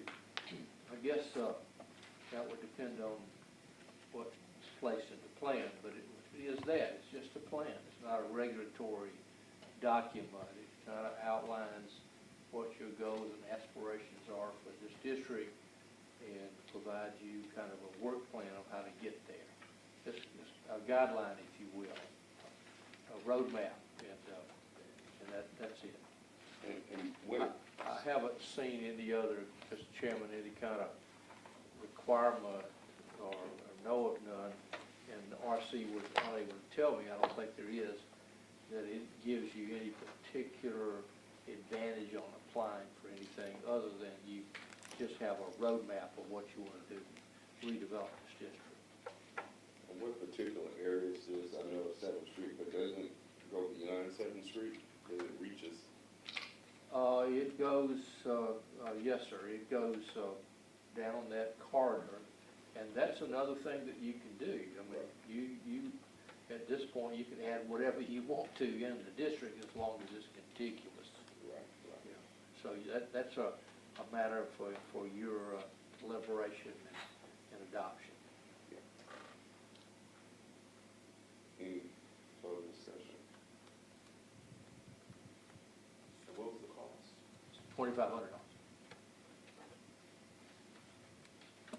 Mr. Hill, have you? Well, no, I was asked by, the city attorney for a copy of the redevelopment plan for Seventh Street. We found it, but as he said, it was never adopted. The plus would be, right now, you do have an opportunity to make it an urban redevelopment plan, not just a Seventh Street redevelopment plan, and utilize a larger land mass to be able to bring in those enterprise zones and things like that. But, I mean, other than that,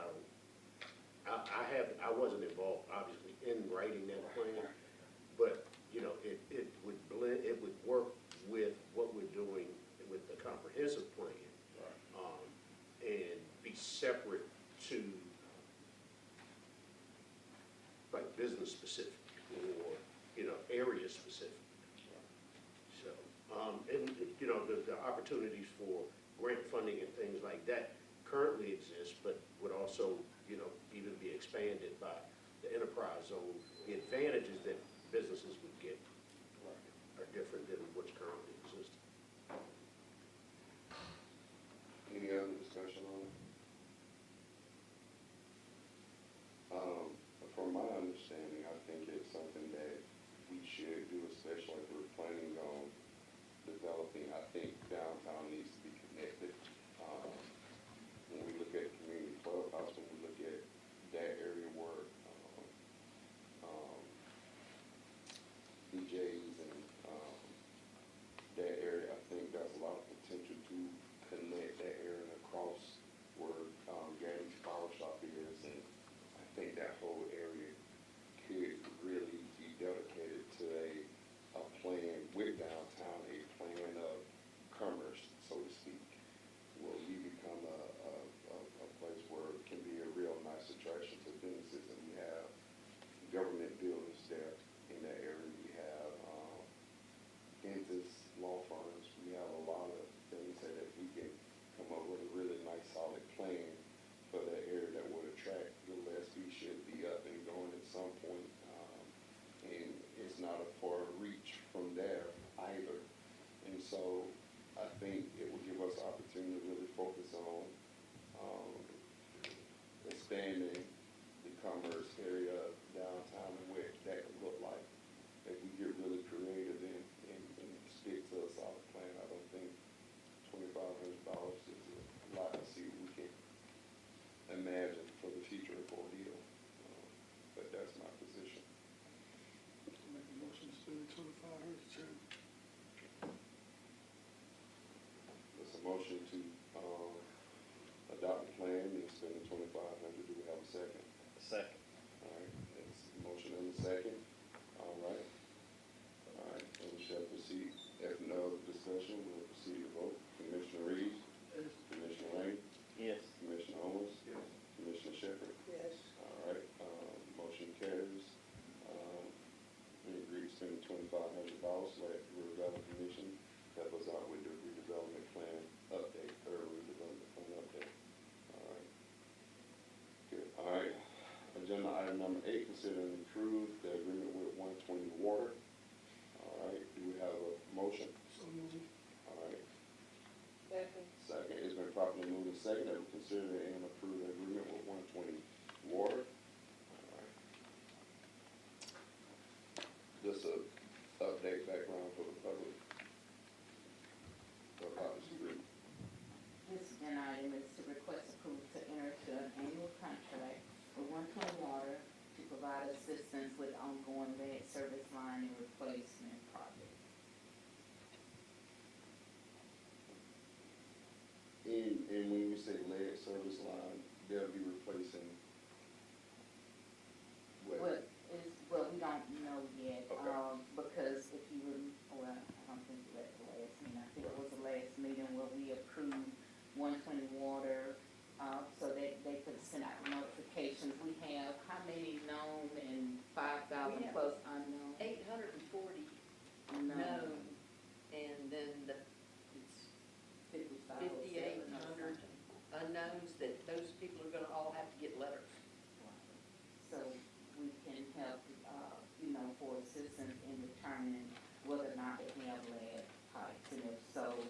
then part of the process will be to replace, so, but right now we don't have the number that we would need to replace.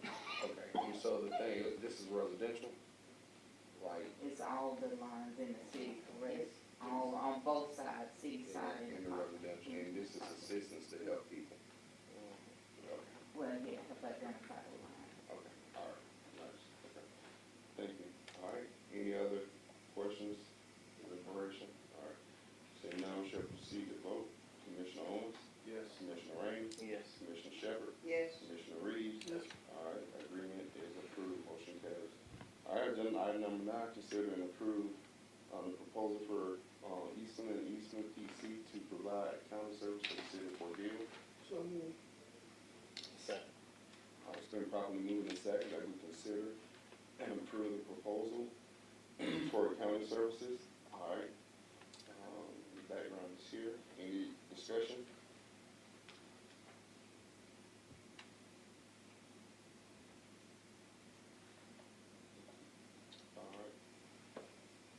Now, is this a permanent, my only thing, will this be a permanent service or until we get situated with a financial director? Until we get situated with a finance director, because we're, of course, we're gearing up for the audit now, so we have this work plus other work that we need to assist us with. All right. Any other questions, deliberation? All right, seeing none, shall proceed to vote. Commissioner Rainey? Yes. Commissioner Shepherd? Yes. Commissioner Reeves? Yes. Commissioner Owens? Yes. All right, motion carried, it is approved. All right, agenda item number 10, consider and approve an agreement with Chris County Board of Commissioners, Sheriff Hancock for jail services. Do we have a motion? So moved. Second. All right, been properly moved and second that we consider and approve the agreement with Chris County Board of Commissioners and with Sheriff Hancock for jail service. All right, any discussion? It was originally $35 and increased to $42, am I correct? Yeah, Did they cite reason for the increase? just increasing their costs to provide services to the inmates. Okay. But they didn't give us no reason. Other than that, It cost them more. and that it costs them more to house inmates. All right, any other questions, deliberation? Seeing none, shall proceed to vote. Commissioner Shepherd? Yes. Commissioner Rainey? Yes. Commissioner Reeves? Okay. Commissioner, that's enough? Okay. Commissioner Owens? Yes. All right. Motion carries. Motion carries. The agreement is approved. All right. Agenda item number 11, consider and approve the default loan. The background is listed. Do we have a motion for agenda item number 11? So moved. Second. It's been properly moved and second that we consider and approve the default loan. All right. Any discussion?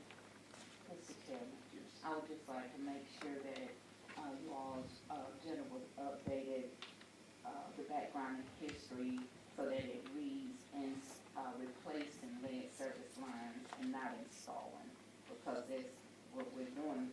We're having to replace them, not install new lead service lines. So I just want to make sure that your agenda was updated to reflect replacing instead of installing. It says receiving. Oh, you put receive. Oh, it's replacing. Okay.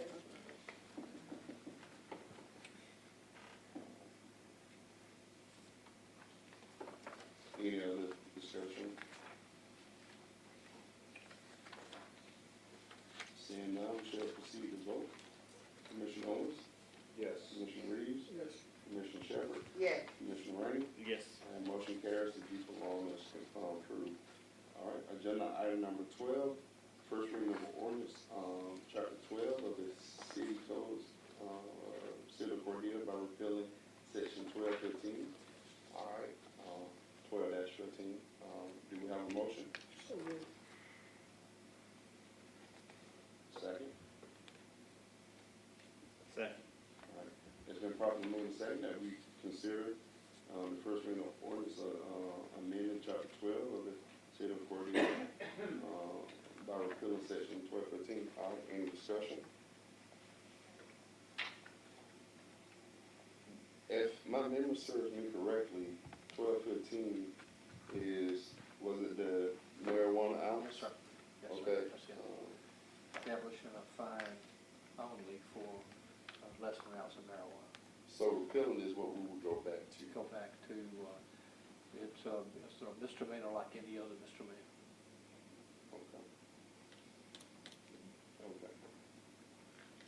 And while we repeal it. Well, I think Commissioner Reeves requested this at the last meeting. Okay, okay, okay. Any discussion?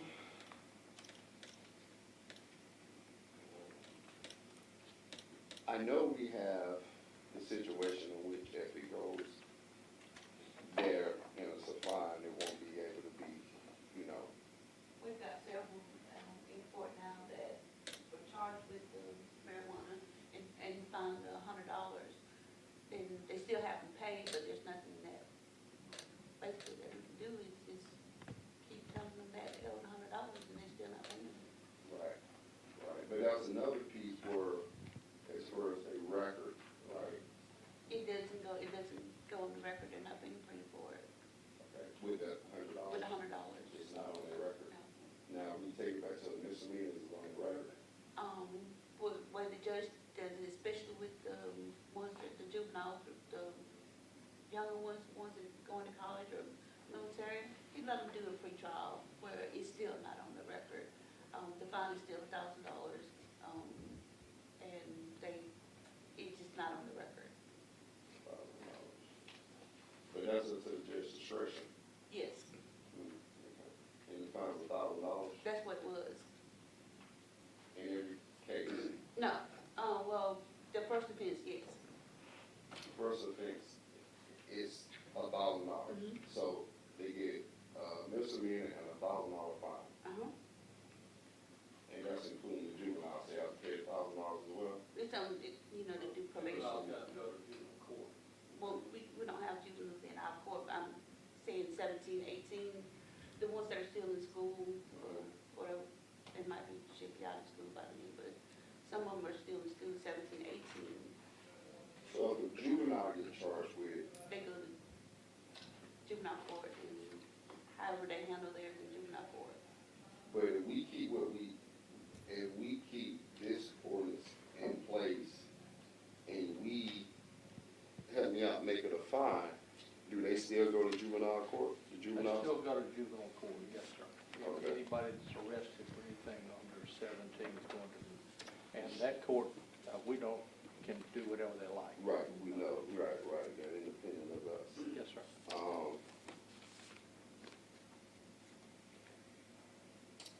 As I said before, when this passed, I'm all too familiar with the discrimination in law enforcement practices and court practices in which what you end up having is more black and brown people arrested. And basically, because of that, that's become a discriminatory factor until it happens. When all research I point to marijuana being equally used by each race, but it's not, it's a discrimination in who get arrested and who goes to court because of who get arrested, and it's a number of reasons why for that. And it's very few times that a body that looks like us have an opportunity to do anything to impact that and making sure that our young people are not tied to this record and it impacts college education, because if you know you can get the Pell Grant if you have something on your record. Now, I understand that the judge normally, at his discretion, do it. So I'm concerned, and I don't know why we vote for something and then why we come back, and I understand information changes, and I think think that should be an evaluation process. But I'm hard pressed to understand how we voted for something months ago. I believe months ago, maybe longer. But time this year went by so fast. I don't know. But then we come back and we do something different. And then even on the court side, it's just hard to keep up with that, going back and forth.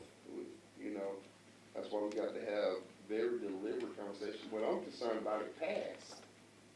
It took 3 people to pass it up here. And so I'm having a hard pressed time to understand. I think we was right the first time is what I'm trying to say. I don't know. But anyway, yes. Mr. Tim, I do have a question. Jackie, you stated, with what we currently have, if they don't pay the $100, there's nothing you all can do. But I remember Judge Wright coming. Well, they can't get probation. But I thought he addressed it. I thought that was added when Judge Wright came. It was something that was added to help them to be able to pay the fine. Well, we're all in. Yeah, it was a payment plan and something else, so we, But they, this is not repealed, we need to look at that, because there was something that was. there was the payment plan, but they're just not paying, period. So they And don't there's pay nothing- period, and there's nothing. There's nothing else that we can do. They just don't pay.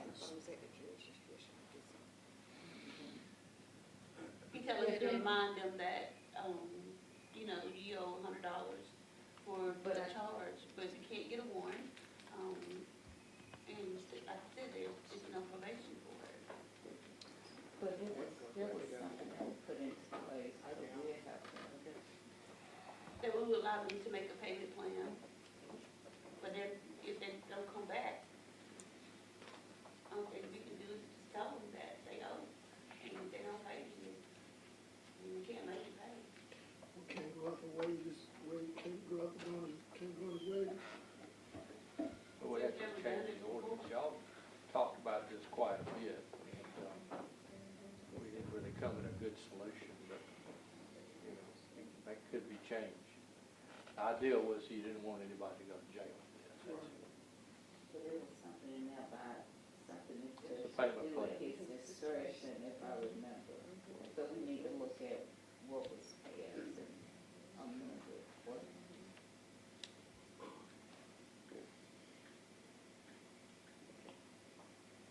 Any further discussion? All right. Seeing none, we shall proceed to vote. All right. Commissioner Reeves? No. Commissioner Shepherd? No. Commissioner Rain?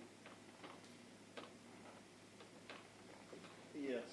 All right. Dies, and don't have enough votes for this. All right, agenda item, the insert, amended, agenda item, trash services, being returned in, I believe, 2025. Consider, and approve trash services returning to the alleyway with the expiration of the current year contract that we have. All right, do we have a motion for, I'll just call that, amended agenda item? So moved. Second. It's been properly moved in second that we consider and approve, the amended agenda item. All right, any discussion? Yes, Yes, sir. We haven't had this, Okay, go ahead. You said you can go we ahead. haven't had this service a year yet for the evaluation. And I think we'd be regressing if we go back to where we came from. We're supposed to consider progress, and that means we have to make some changes sometime. It's not gonna be beneficial to everybody. Somebody's gonna complain if we have one in the front, somebody's gonna complain if we put them in the alley. And I think the system is working here in Cordele right now, sir. Okay. Any other discussion? when I looked at agenda number, item number 13, and I think about what Cole's having to deal with already, we got some good things coming from Cole's, and I think it's overload to go to 13. With the number of people that's constantly asking for the garbage to go back on the alleys, and Chairman, with all due respect, it wasn't for 2025, because if I'm correct, we should have 3 months out if we were gonna change anything in 2025, right? Yes, because the contract, it required a 90-day notice, and we're beyond that. Exactly, so it was for 2026. If we do this for 2026, that gives us a year to clean the alleys, to get the alleys in the shape that we want them in, all right? That gives us a whole year. And I understand we have things in place to where people can call for medical reasons and have the garbage cans, and the guys come up to the yard or wherever the garbage can is and get it out there, but we're not getting those phone calls. Just not getting them. I'm knowing of people that's taking their neighbor garbage can out to the curbside because they can't get it there. But if they got something to do on that Wednesday, Thursday, the garbage get left behind. Had this incident happen yesterday 3 times. And, for Thursday, garbage got missed in 3 places. They called me, and I just happened to bump into the garbage guy, and he go to pick it up. He go in and pick the garbage up. It's another thing that bothers me. When I ride down our main streets, 24th Avenue, 20th Avenue, just to name a couple, to see those garbage cans sit out there beside that road takes away. It really takes away, in my opinion. And I just feel like with the number of people, that showed up against the garbage being on the street, and it don't take a year for me to see that. It works for some people, and for some people it don't. And I spoke, Commissioner, where you live, where I live, where Commissioner Owens live. We've always had our garbage picked up curbside service because there is no one. We don't have access to it. But for the people that do, I heard Steve say that they're constantly working on the alleys. Well, I've driven down some of these alleys. I've had people calling me about the alleys and driven down these alleys, and I dare you drive through some of these alleys in a brand new car. You're gonna stretch it up. So with this, going to the curbside service going back to the alleys in 2026, it gives Public Works time to cut back on the alleys, right? Clean the alleys up, do whatever we need to do to the alleys, and put those garbage cans back on the alley where they're not. So I've seen places with the garbage can being out front. You got people that put the garbage out on Front Street, and depending on what the weather is, if you put it out there, just say your garbage pickup is for Thursday morning, and you put the garbage out there put it out there Wednesday night, if you pick it up on Thursday morning, dogs can turn garbage cans on, and we're going down our main streets, and garbage is in the streets. And I know, for some of you, it may be okay, but it's not. I hear y'all say that some people like it. I'm telling you, there's a great number of people that this has been a real burden for. And like I say, I'm not asking for 2025 because we dropped the ball on it. We're a few months. We are too far in right now, and the contract automatically kicks in 25th, right, City Manager? So we had an automatic renewal clause in there.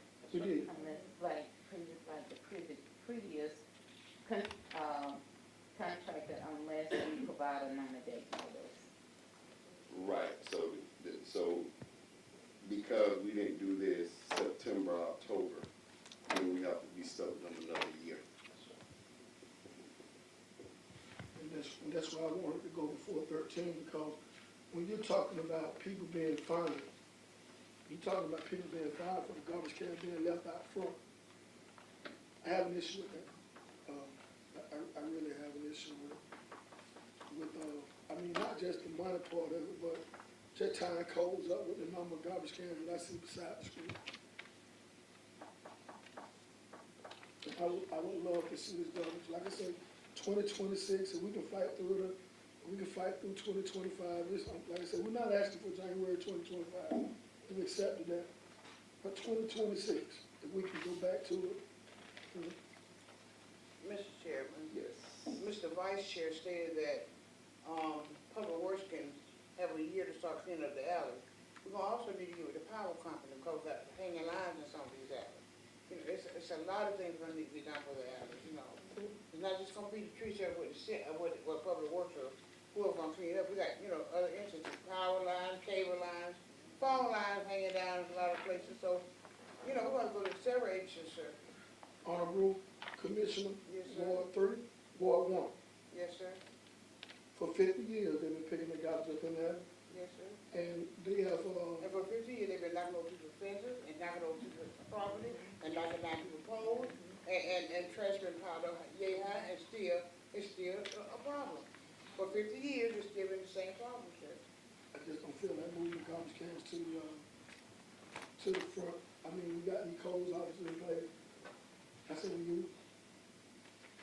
And that's my take on it. I mean, anything we do have to come to a vote.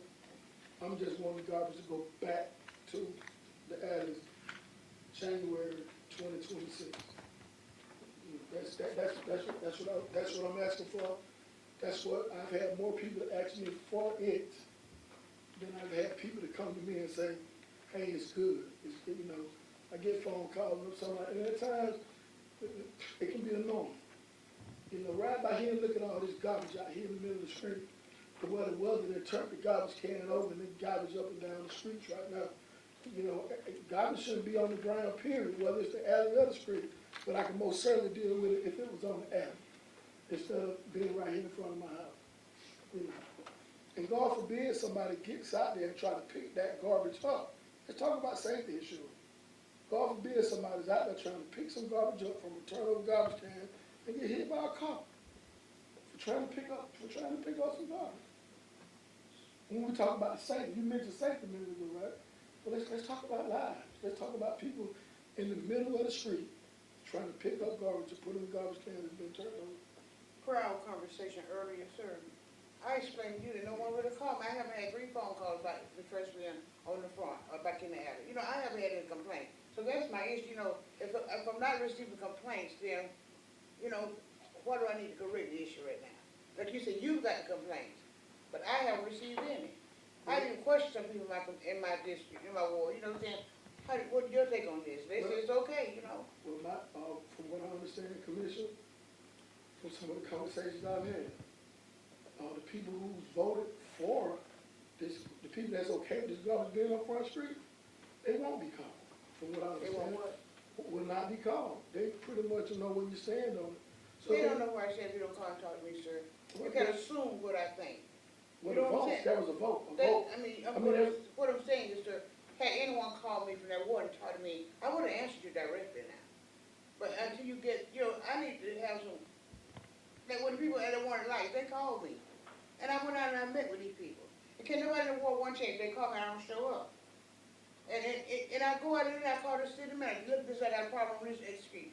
I don't just sit on my hunches, so I get up and I move with it. Like I told you, when I started receiving complaints, I probably will steer your way. Until then, my vision is not over there. Like you said, I don't see over there. I don't see over there because I'm not over there every day. But when I ride in, I see something. If I'm not even in your water, I call it in. Well, Commissioner Reed, and I respect your take on it.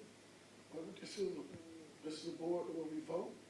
I'm just asking for it to come to a vote that we move this garbage to the alleys, January 2026. And if you don't, I'm not opposed to it, but I'm saying we got to get the alleys in order. I'm not opposing. I'm just saying you got to have it in order. Chair, I've never liked the trash on the front. I mean, I was open about it at the beginning, but I get complaints daily about everywhere I go, people fuss about it. And people that are used to carrying one bag of trash to the alley and putting it in their trash can, they can do that. But rolling the whole trash can has been a problem for a lot of people. Rolling a full trash can has been an issue for a large number of people. The debris being picked up in the front has been an issue, even for myself. I mean, I'm just fortunate enough I have a dump trailer and I haul my own stuff because of how it makes my business look. So I don't like it on the front, and it just takes me time to do that. My main issue with this is we named these alleys, and they're 27th and a half, 18th and a half, and when we did that, when we named these alleys, they're not alleys. They are roads. We collect LMIG funds based on the square miles of roads in this city, and these are now roads. So a road is supposed to be open, and we get funds on this. I'm concerned if we don't open these alleys and we don't do what we're supposed to, what happens with our LMIG funds? But these are roads. They're not alleys. When we name them. So, that's to help us with our pay. Were they not roads when we voted on this in January? They were, that's what my, It would not affect LMIG as long as they're classified as roads, because we haven't closed any alleys. that's right. So they're still roads regardless of whether or not the trash is picked up in what we call an alley, a road or not. They still will apply for towards LMIG because they are roads. But they should be maintained as such. So I am concerned with that, and I do think they should be maintained. I mean, the machine that is ordered with that arm, I mean, it can help a whole lot. There's a lot of accessories for that machine that could do this. But I do get complaints a whole lot about this, and I'll just leave it at that. Any more discussion on this?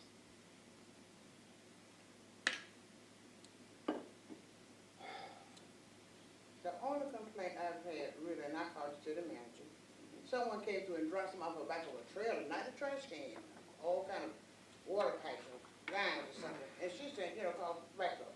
Other than that, I haven't had any complaint as of yet, but if they complain to me, I will bring it to you. I will bring it. That's why I bought it, because of the complaint. And that's my purpose for bringing it, because of the complaints that I have seen. This is, like I say, where I live. I know. But where I live, there is no alley. There is no alley. So it doesn't, where my garbage is being picked up at, I mean, it's what we currently have going on. But I didn't take this seat to make Roy's Reed come. I listen to the people when they call me. People call me and they say, hey, we need this done like this, we need this done like that. It's been so many things I've heard. I've been beat up with the closure of 18th Avenue towards at the College Inn, and how the people showed up in numbers to say that they didn't want the street closed, and this commission body stood with them. But when people showed up in numbers to protest the garbage being on the front streets, I was just totally ignored. And I think the reason they showed up because 17 was already blocked off, so not because they wanted 2 streets and a road blocked off from the train. Now, I don't think it was just the issue is that one street. I understand the purpose of it.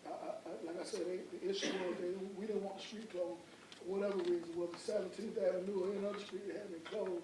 People showed up and they told this commission what they wanted. And we're here, and I stand by this, we're here to do what the people want us to do what's best for the people. I understand that people go out and they vote for people that they trust in, that they're going to do the right thing for the city. But when the people show up, whenever the people show up, I have an issue, and that's where I'm at with it. I have no more discussion on it too. My position on this situation is a lot of information was shared here. But that information was known and available when we first voted on this. Again, we're here. We do one thing, then we come back. And that's about foresight. And that's been most of my professional bad experience when people don't have foresight. It bothers me bad. Because a lot of the issues that I bring up and was dismissed about, because a lot of these issues I brought up then. I gave the thing when I was driving in one road, I took off my side mirror or what have you. I give a personal touch on this. My parents and their health condition. At the end of our driveway, it's a little decline hill. And my parents are not able to roll that trash back and forth. Versus when it was in the alley, you left it stationary and just take one bag out there and throw it in there. The alleys are not being as maintained because there's less traffic going down there now, which is the part of the issue. And there's a lot of, there's a lot of people that are disabled and not able to roll up and down. And I'm just not a fan of fining people for their conditions. Our population is one of the older population. Young people leave here and don't come back. Let's be honest.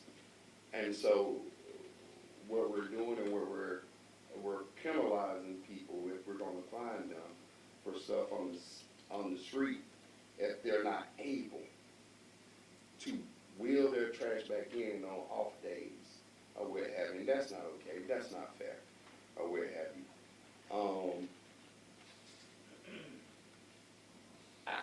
I just don't understand why this body votes the way it do and not have these long conversations at the first beginning when something comes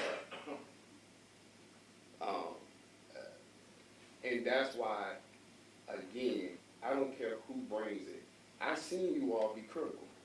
I've seen you all be critical of me for the last 3 years. But you haven't been critical of one another.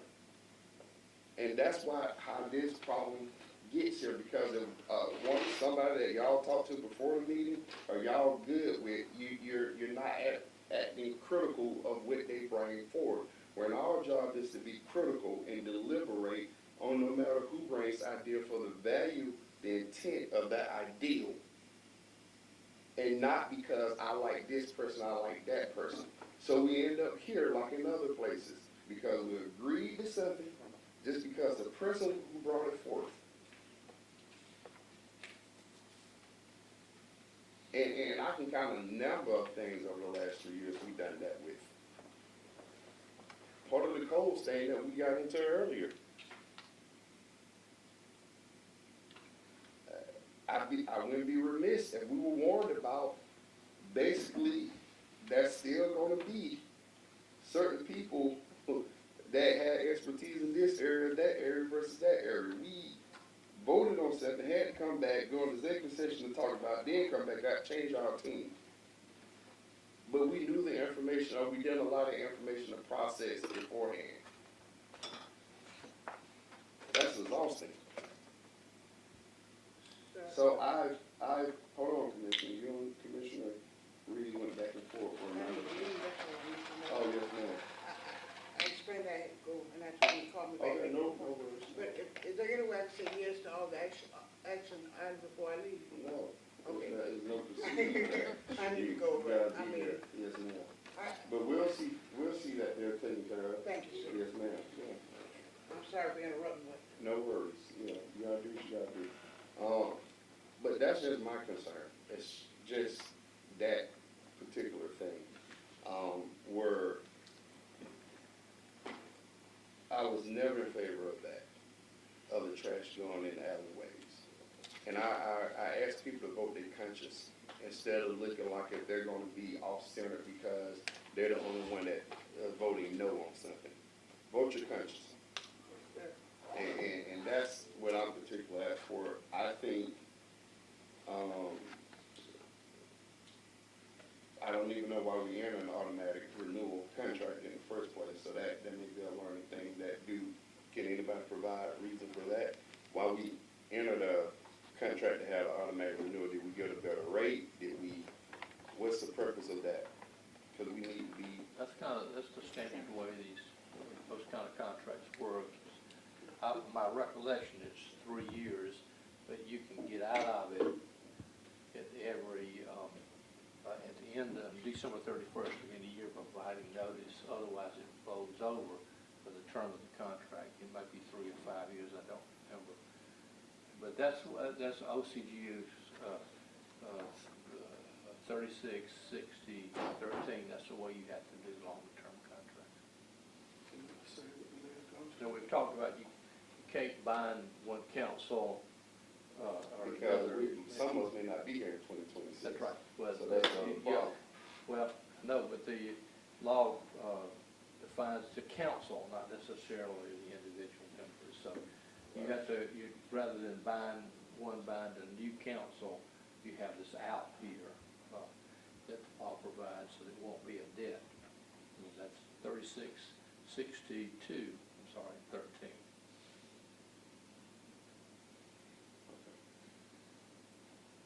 36, 62, 13. 13, yes, sir. Pretty sure I'm right. It could be 60 or 62, but I'm pretty sure 62. Okay.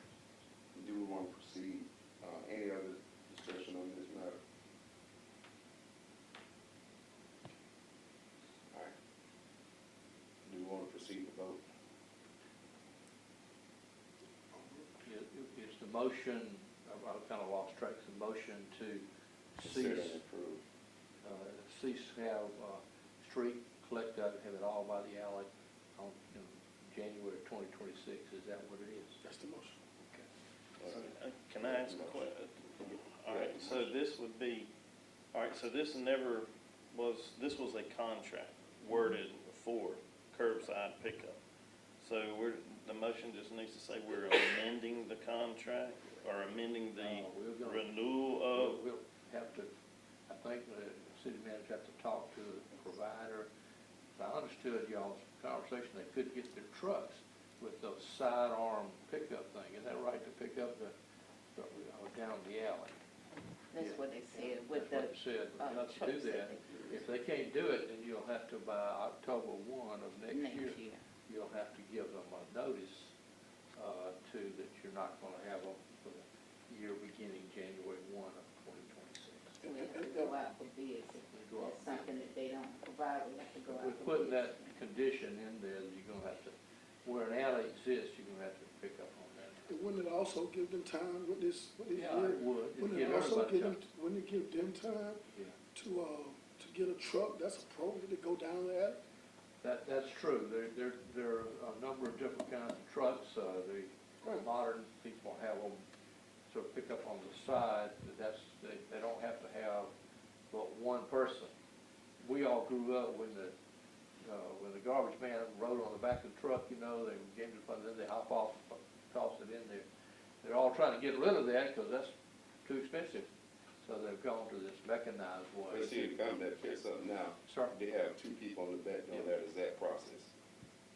The people who pick up in Cordele now, because I sit there and watch them. I'm on our server reports working. Some of would be like for their limbs and Yeah. yard to be picked up, and I know when they first was awarded the contract in order to catch up, they were using both type of services. I have not seen any other service come by Y'all can do it our yourself, house, but you know. 2 guys on the back, physically getting off, picking up and putting on that thing, just like they do when they come through the alley. Yeah. Some people have gone back to that, found lots of picking up their own trash. I have not seen the orange in my neighborhood. And me either, we live on two different sides. Yeah. So the motion would simply be to, as an aspiration, you make plans to, on January 2026, to have all garbage pickup where an alley is available in that alley. Right. Is that what you want to? Could very well be the same company. It could be, yes. Right. They don't have an issue with the garbage company, they No, just have no. an issue with where the garbage is being picked up. My experience with this company and other places, I think the same as here, they do pretty well. Yeah. I ain't got no complaints. But, so that's the motion, I think, Mr. Chairman, so it would give the city some direction about how to go and plan. My motion is that the garbage return to the alleyways for January 2026. Second. It's been properly moved and second that, we have the trash or waste service, return back to the alleyways in 2026. Any further discussion? Shall proceed to vote. Commissioners, Reeves. Yes. Rainey. Yes.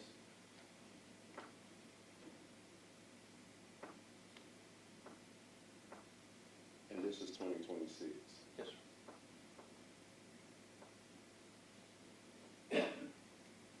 I'm going to vote no. Motion fails then, Mr. Chairman. Motion fails. Y'all choose to proceed with the ordinance requiring somebody who has a wheel container out by the public street to move it back by 7 o'clock that evening. And let me, Because go ahead, I'm I sorry. thought it was a midnight and no fine associated with Put it. it wherever you want to. It's an ordinance though. The wheel containers shall be removed from the right of way by 7 p.m. on the day the solid waste is collected, shall be stored by each comer on their premises in any manner not visible from the city Because I street. know some of the early discussion, it was midnight because I thought some it people was don't 7 make it o'clock. home until, after 7. Set it whatever you like. So this is my thing, I explain my vote. And because I don't shy away, and like I tell everybody, I don't care. And even if I run, people seek to let me, if I run. My vote is strictly political. And what I mean by that is because this commission over the last 3 years, I did never chop away the chairman's authority. And if you want to work together, I'm gonna need some of those privileges to come back. Because one of the specific things that was done to me really puts others in that situation where it'd be done to them. And I'm not as the open sleeve person when I came in and want to be upfront and honest with everybody anymore. Because that gets you nowhere and people will take advantage. So if this commission wants fairness and people to do the right thing, that needs to be just will among this whole body here. And so to the public who's wondering why the chairman didn't vote for what he has a problem with, is simply because I need to see some gesture from this commission. This community has been up here for other things, social things that they asked for, and it has not been done because it was something the chairman ran on. And what I heard, when people showed up and what's best for the people, this people showed up 3 years ago and voted for this chairman with an agenda and with plans, and this commission body has not supported that because simply it came from me. And so my vote on this issue is, and we can revisit at a later time, but there's some work that has to be undone. Because our ordinance that was passed by this body, because of the failure today, it cannot be put on this agenda again. So unless there's 4 commissioners that seek to. So we undo that and allow people to put what's on the agenda before I got elected, the chairman actually decided what goes on and off the agenda. Because when I first got here, that's what it presented to me, and I said, man, if people want to put it on the agenda, put it on the agenda. I'm never gonna take anything off an agenda that anybody was elected just like I was. I don't operate that way. I respect democracy. I respect when people got elected, and I just deal with the results. I ain't like Commissioner Shepherd got elected. Everybody know I was against her, but I respect that result. I didn't try to get rid of Commissioner Shepherd or call for a recall. No, I respect the wishes of the people, but that was not done to me. I got up here talking about the charter a lot. Instead of this commission obeying by the charter, what they did, they started taking away things that I talked about in the charter. Just because you have power doesn't mean you use that power to get rid of something or take away democratic principles. That means you embrace them and work with folks. And so there should be no expectation for the chairman to work with people freely because it's the best thing, the right thing to do. And the second reason I voted for it again is because I don't even know if I'm running again. I don't know if everybody will be sitting here. There's 3 seats up for re-election in 2025. We don't know what direction that's going to go in, honestly. But if anybody want to know, and people know I have no problem with being very transparent, that is the reason why I took the vote that I took on that issue. So there'll be no speculation. I'm pretty sure there'll be some lies and assumptions, but it shouldn't be any speculations. All right. Moving on to agenda item number 13. First reading of an ordinance providing for the removal of wheel containers from the collection of solid waste. All right, do we have a motion for agenda item number 13? Agenda item number 14. No, I called it 13 because I called the one before that. It's an amended item. We can, when I referred to it, I just said amended item. So we could have called it, but I didn't call it 13 when you brought it up, so I just don't want to have that language within there. No. If that's okay. So, do we have a motion for agenda item? Yes, Chairman, I'll make a motion to table this. Motion to table. Do we have a second? All right, so, for a lack of second, agenda item number 13. All right, well, that leads us to our city manager report.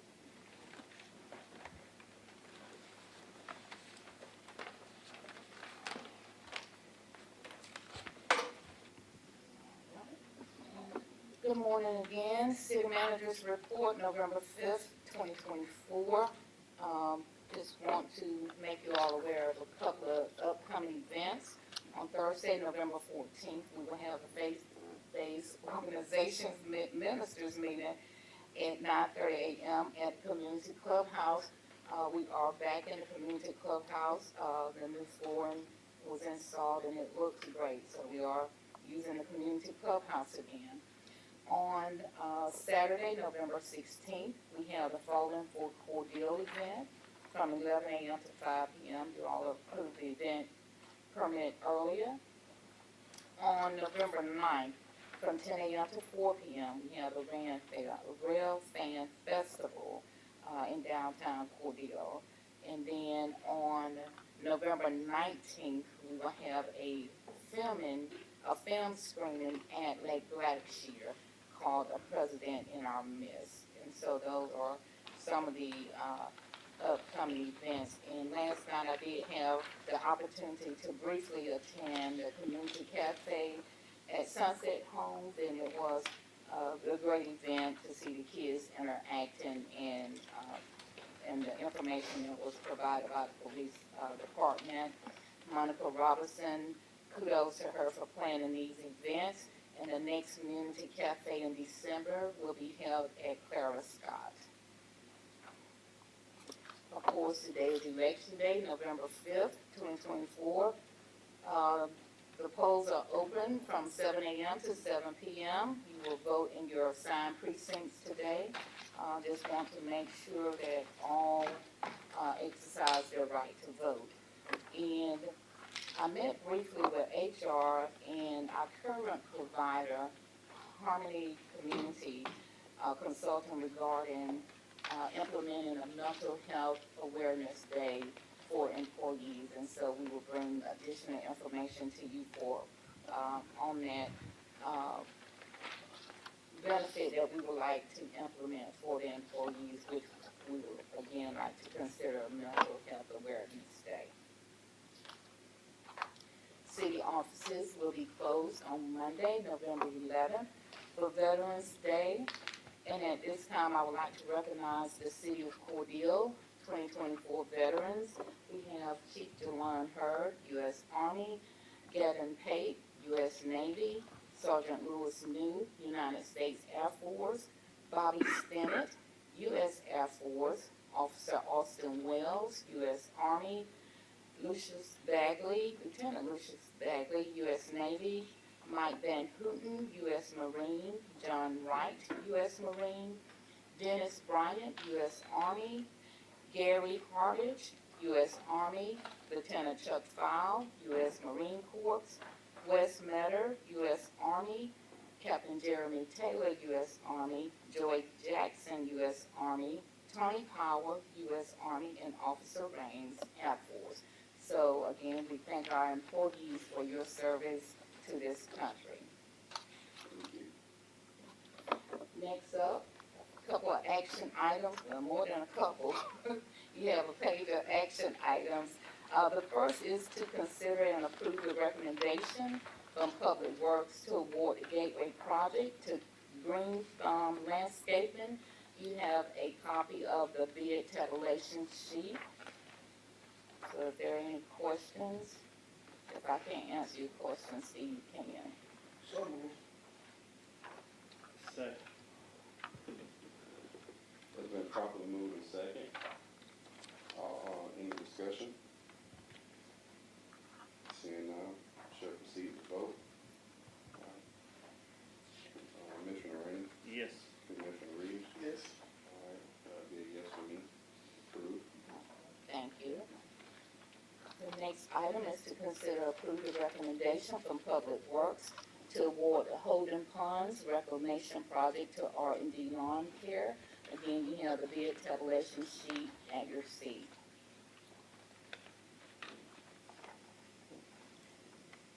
So moved. Second. All right, it's been properly moved in second that we consider and approve, Public Works.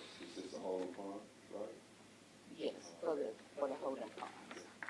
All right, any discussion?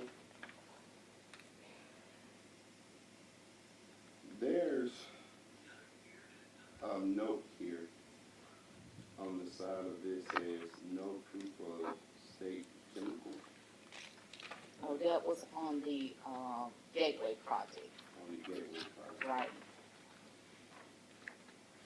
Yeah, you should have another sheet that look like this for the Holden Ponds. Okay. All right. Okay. Okay. All right.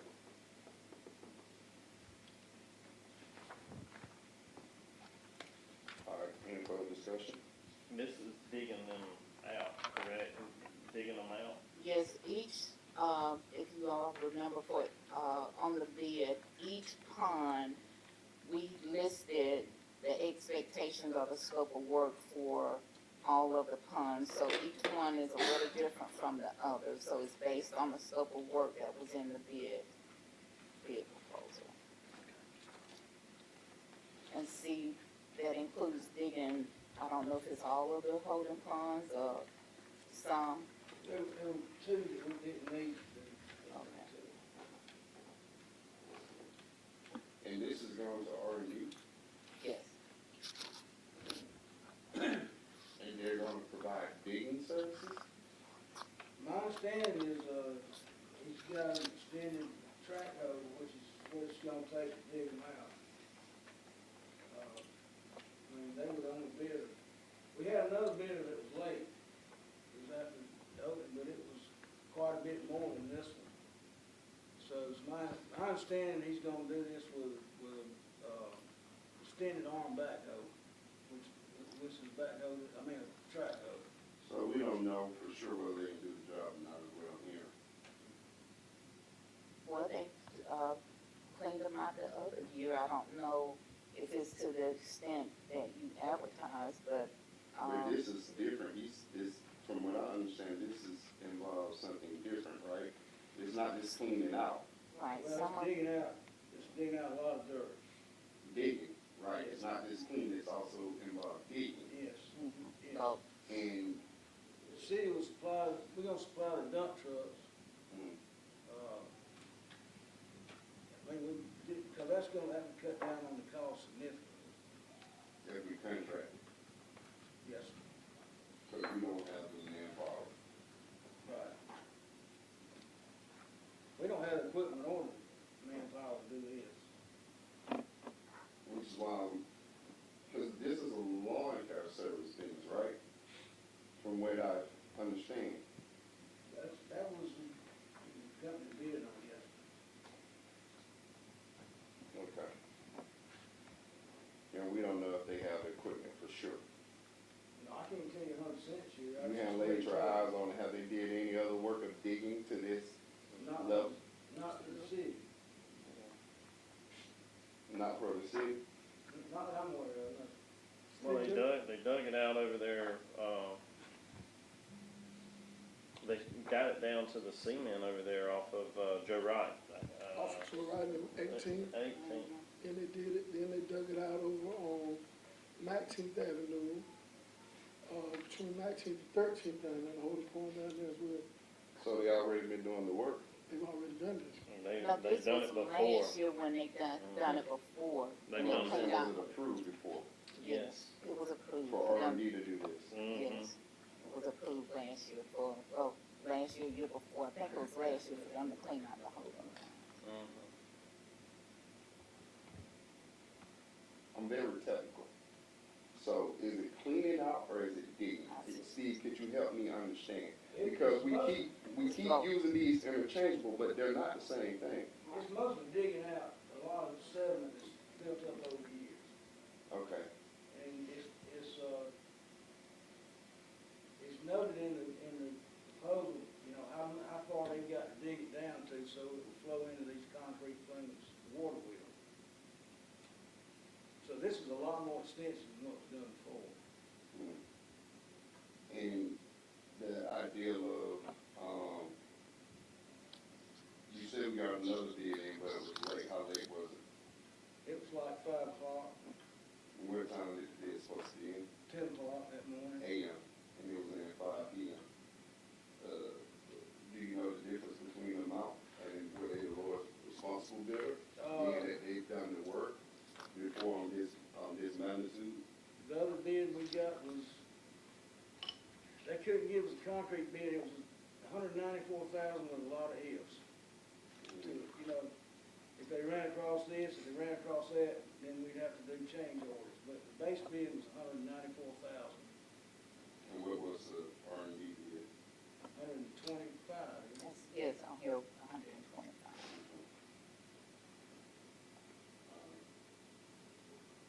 Any other thing you'd like to add, Steve, on this? What is your opinion, your opinion? We're planning on monitoring this very closely. I'm sorry? We're planning on monitoring this very closely. If y'all approve it, When you say monitor, what do you mean specifically? supervise, And who is we? public works, mainly the street department.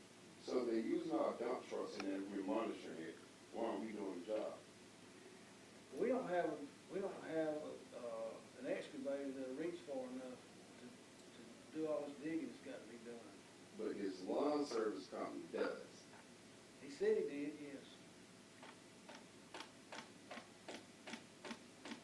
And I'm gonna be like point blank again, this is the problem. There are some issues I have with this particular company.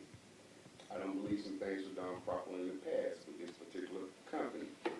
And if we're saying we believe, it's not saying we know.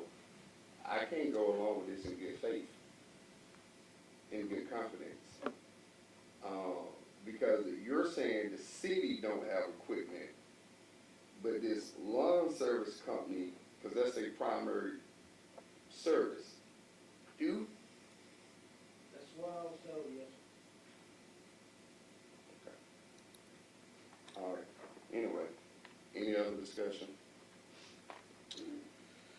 Which, if I remember well, when they dug it out last time, I believe they rented some equipment. I probably so, not an excavator like this.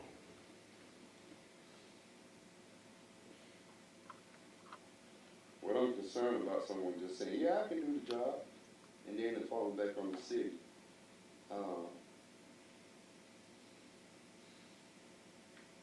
Because this is not what they do. This ain't what they do. So, I don't know. Anyway, any other discussion? We just proceed to vote if not. Commissioner Rainey? Yes. Commissioner Reeves? Yes. All right, no. All right. All right.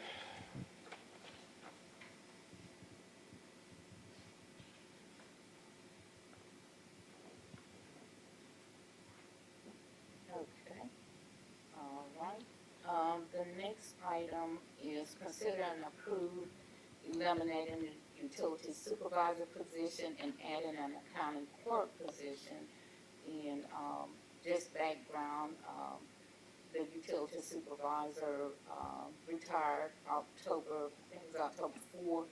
And so after meeting with the finance department staff, there was agreement that instead of a utility supervisor position, the need is for an accounting clerk. This person would be able to cross-train on accounts payables, payroll, and utility billing, but also they would have at least an associate in accounting, so that in those three areas, they would understand how the actions in that particular task flows over to the general ledger.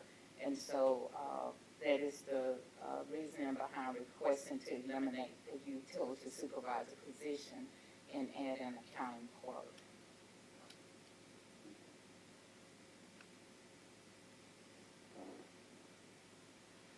So, Second. It's been properly moved and second that we consider and approve eliminating the utility supervisor position and adding a accounting clerk position. All right, any discussion?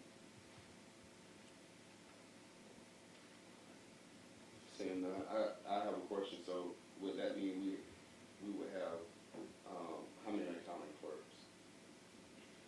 Two? We have, well, did we call that position accounting clerk, or just accounts payable? Right, accounts payable clerk, so we have an accounting clerk, accounts payable clerk, senior accountant, payroll, and utilities.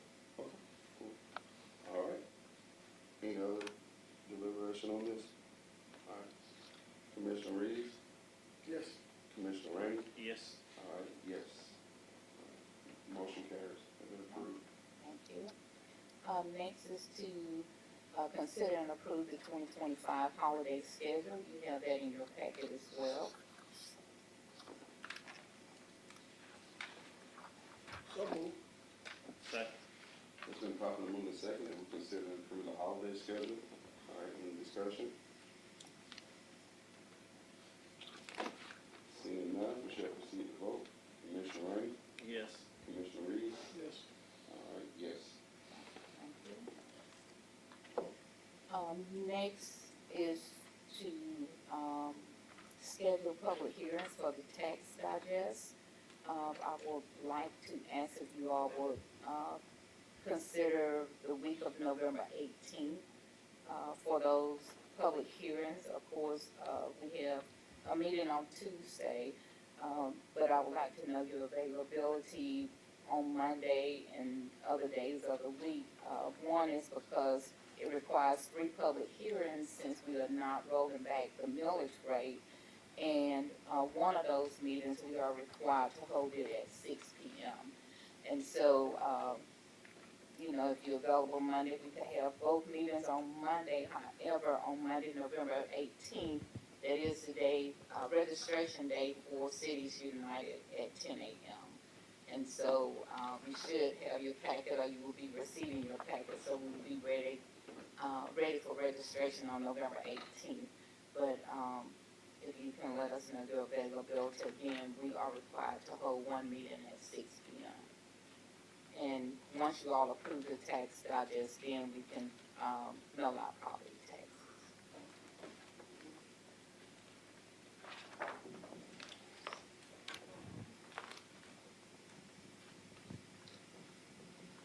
So you all can just let us know that week that you're available. Okay, we'll get back with you on the dates. Okay. All right, thank you. Is that work for the two of you? Get back with on the dates? All right. And I'll send some information, proposed dates and times out today to see if those work for you all. The next item goes back to an agenda item. Monica sent me a text, she's gone now, but she said that the contractor called yesterday, and in addition to closing the alley, he would need to block off a few parking spaces, so I told her I would present that information to you all for approval. And this is the demolition project at the Allied building. So moved. Second.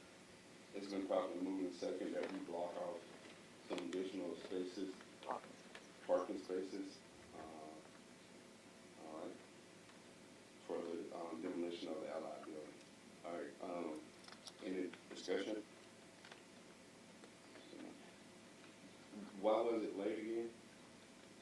She just texted me when I was, here in the meeting saying he called her yesterday. And I did let her know it would have been best if we had received that information yesterday. But she said he called yesterday and asked if he could block off a few parking spaces in front of the building. Okay, all right. Any other questions? All right, let's proceed to vote. Commissioner Reeves? Yes. Commissioner Rainey? Yes. All right, yes. Okay, thank you. The next item, we move their presentation up to the beginning of the agenda.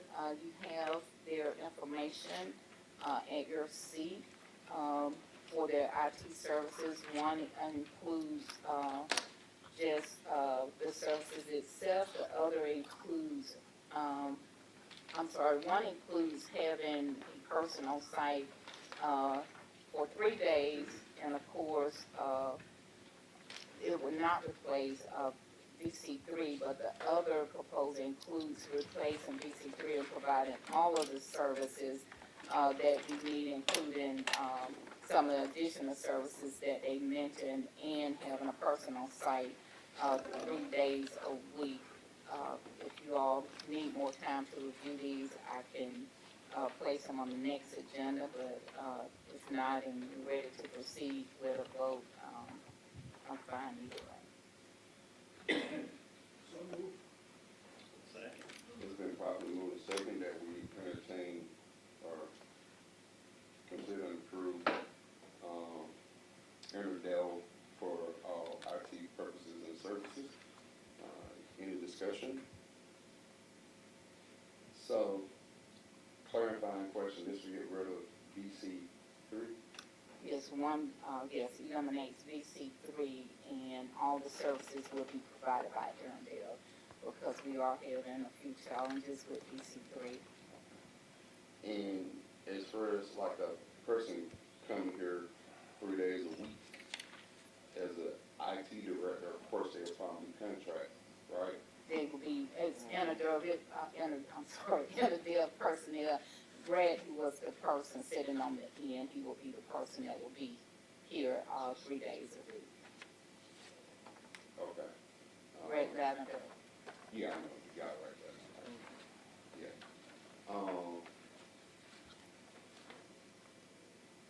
Okay, and how would that coordinate that with Bobby? Bobby and Brett will be working directly together, because Brett brings a lot of experience in terms of the cybersecurity, and of course, with Bobby just being the only IT person on staff, we have equipment that needs to be updated. A lot of times he's called out to other departments, and it's just a lot of work on Bobby that he can't complete by himself. Anything you want to add, Bobby, because I don't want to speak for you, but I've had, some discussion with Bobby, and he has definitely said, yes, he needs assistance with IT, because of course this will cover, every aspect, including, police, what we've been dealing with, and animal control and the wastewater treatment. Okay. And, all right. I see the price per month here. Was this factored into our budget? Oh. It was factored into the budget in terms of if we, the current contract that we have, I want to say it's 100,000 plus for our current services. And so, it was factored in terms of replacing them if we go with the full proposal, and replacing them, and replacing DC3 and bringing this company on. I know you managing a lot with not having a secure finance director, but I know we're adding a lot too, and I'm really concerned about how our budget looking without a real good idea. It looks like all the things we're doing, adding, and keeping all that in perspective. Because it seems like it'd probably be a little bit more, maybe a couple thousand a month, more than BC3. So that's my biggest concern.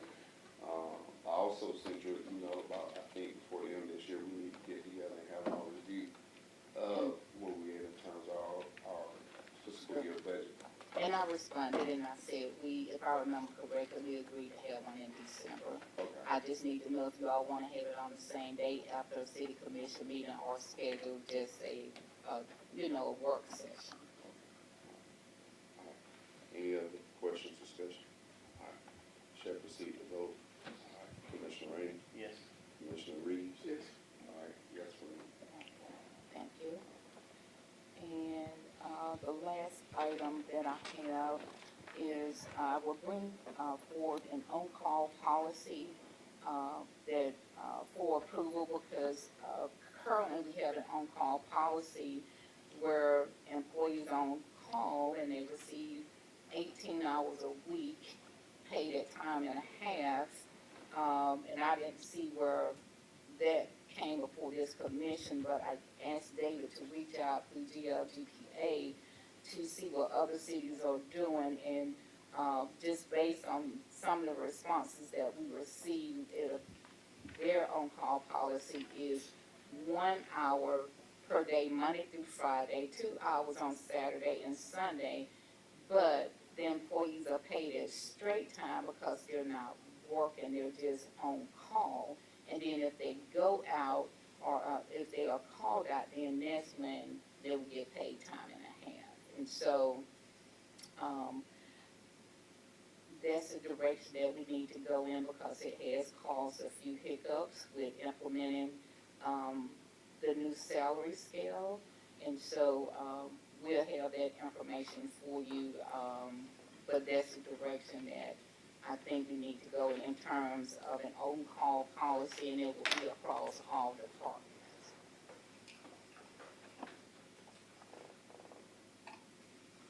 So you asked for a motion to,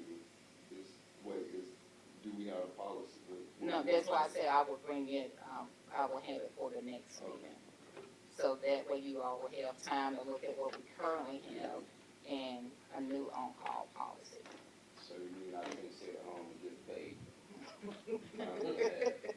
No. Man, that's gonna suck. But I will give you. Yeah, you do. Real sweet.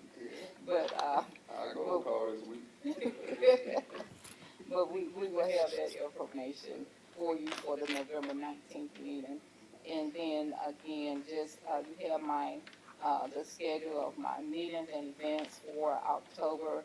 Again, Maurice and I met with the Orchard Subdivision developers on October 31st. And we have Maurice printed off. But it's just the houses because that top sheet is not correct because they need to correct that. But and if you want to, I can walk them through where the houses will be. You can give all of it out.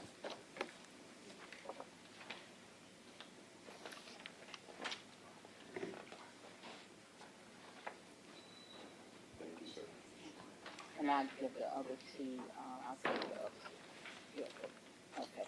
And so, as before, they do have renderings of the townhomes that they are proposing. They have some renderings of the houses that they are proposing. But also, if you look at the diagram that they put together, you can see where more houses were added, but also, and green.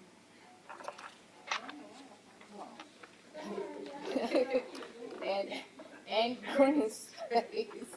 green space was added, and they reduced the number of units, but also in that first area, we discussed adding additional homes. And so I'll make sure they send you, what we discussed on the 31st. So, but again, we will be coming before you, once we have everything laid out, because that is what was discussed, that they prepare exactly how it would be, laid out, so we can get that information to you all for review.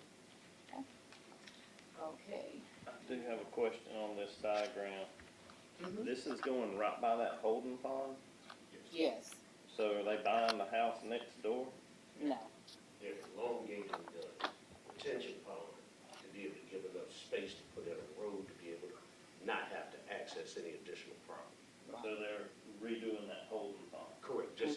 elongating it. Okay. Right, and that would create two, we have two entrances. So are they, I know on the holding ponds, you either gotta have it fenced in or in a mowable state. And that one's fenced in right now, so are they doing it, I'm assuming they're grading it so you mow it constantly? We hadn't got to that stage yet, that was just the initial diagram to show you that there was a second form of egress that was being addressed. And then how they're going to, and that they were going to elongate, how they were going to maintain it was something still yet to be determined. We have not had that discussion with them. Well, right down the street, Colony Bank, there's a retention pond right in front of there, it's mobile, so they can see. Yes, and so those are the discussions we'll continue to have with them. That thing's all overgrown bad right now. Okay. All right, and that's all I have. Any questions? Thank you, City Manager. You're welcome, thank you. Okay. City Attorney, do you have anything? Oh, I do have something, Chairman, Yes. for Ms. Angela. I'm concerned, big time concerned on this, truck stop entering from Greer Street. Has that been engineered or looked at by any of our engineers? That road is so narrow. I mean, it's narrow. Greer Street's big time narrow right there. So, is there, I went to address it because you all had the pre-construction meeting. is that gonna be widened or? The only thing we addressed was the area where the trucks are coming in and out, where the speedway is. That's the only place they're gonna have any trucks. The concern I got is the truck traffic on Greer Street going all the way through town. And That's what I'm saying, I see a problem with, I do too. with it. I think we need that engineered a little better because we ran into this problem years ago with Papa's Meats and Eats. When they were on Front Road and you had to shut that road down and then it got 4-lane and all that fast access grant, but it shut that business down. The last thing we wanna do is go back and punt on Greer Street when we need to engineer that, or, I just think that needs looking at. It needs to be looked at. I think there was a proposal to maybe close Greer Street to trucks other than right there at Speedway. Cause I know some of that's county right there. Right, some is county. And Is Greer Street our responsibility because that's county? Oh, that's pretty much county all around that except for that truck stop. But Greer Street is a city street. Well, all of Greer Street's in the city. Right, just Street. Greer Street. The street. But there's no infrastructure, I mean, I just see a big problem with, Well, that's what no water, no sewer. we right there. contemplating closing that road to semi-truck traffic, and that'd be up to y'all to do that. It's still gonna get on it anyway, but the road's not gonna withstand truck traffic. It's No, already bad enough shape. no. And It's gonna be a problem. so, So we need to look at either a proposal to, prohibit truck traffic other than in the area where Speedway is located. That'd be my suggestion, yeah. I think we just need, well, I mean, to Chairman, I'll make a motion for Greer Street to be engineered from the railroad tracks to 8th Street.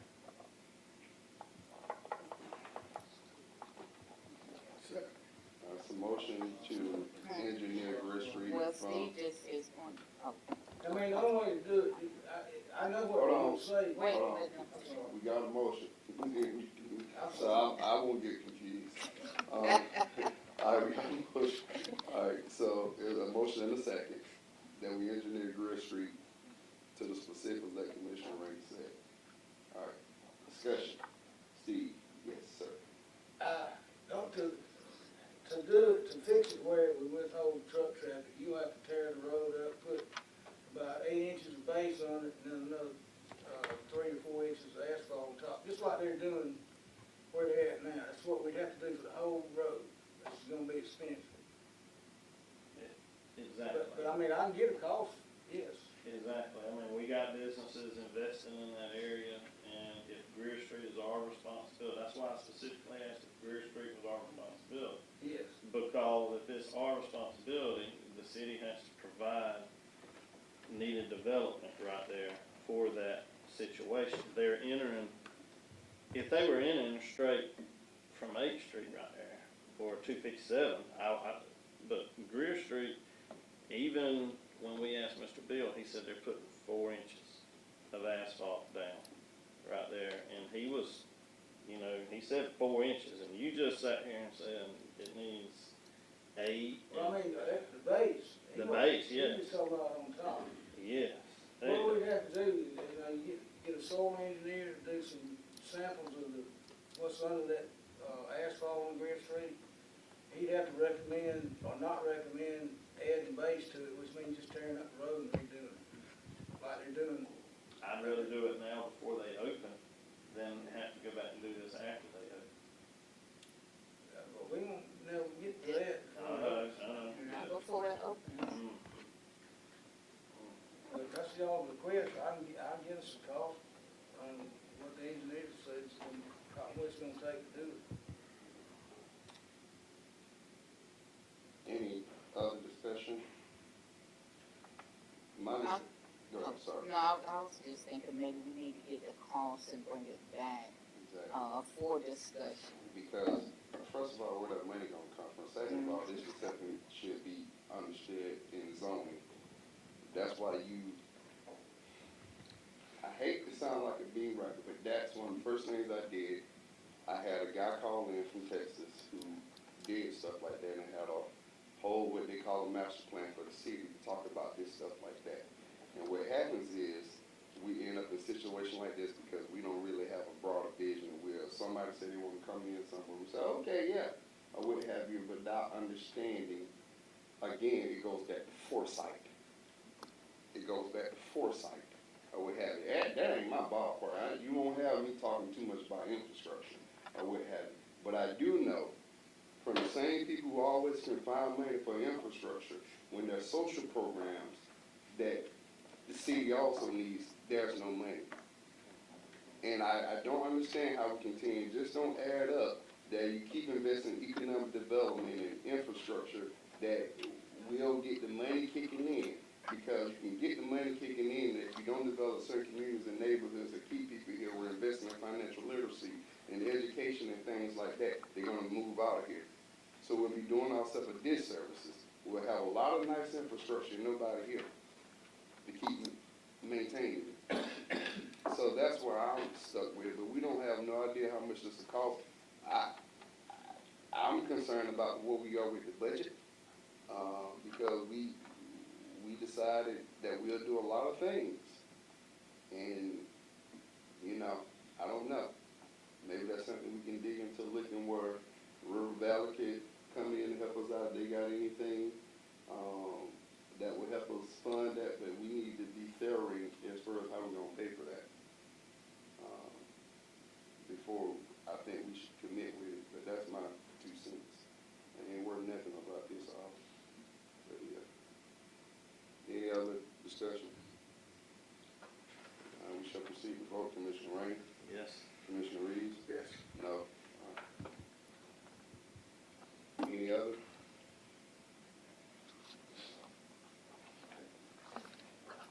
That's all that I have. City Attorney, I believe now that you have nothing. All right. At this time, if there's no other business before the city, any reason for executive session? All right. At this time, we'll call for adjournment. Make a motion, we adjourn. All right, it's been properly adjourned. Properly motion to say that we're adjourning this meeting at 12:15. All in favor, let it be known by voice vote aye. Aye. Aye.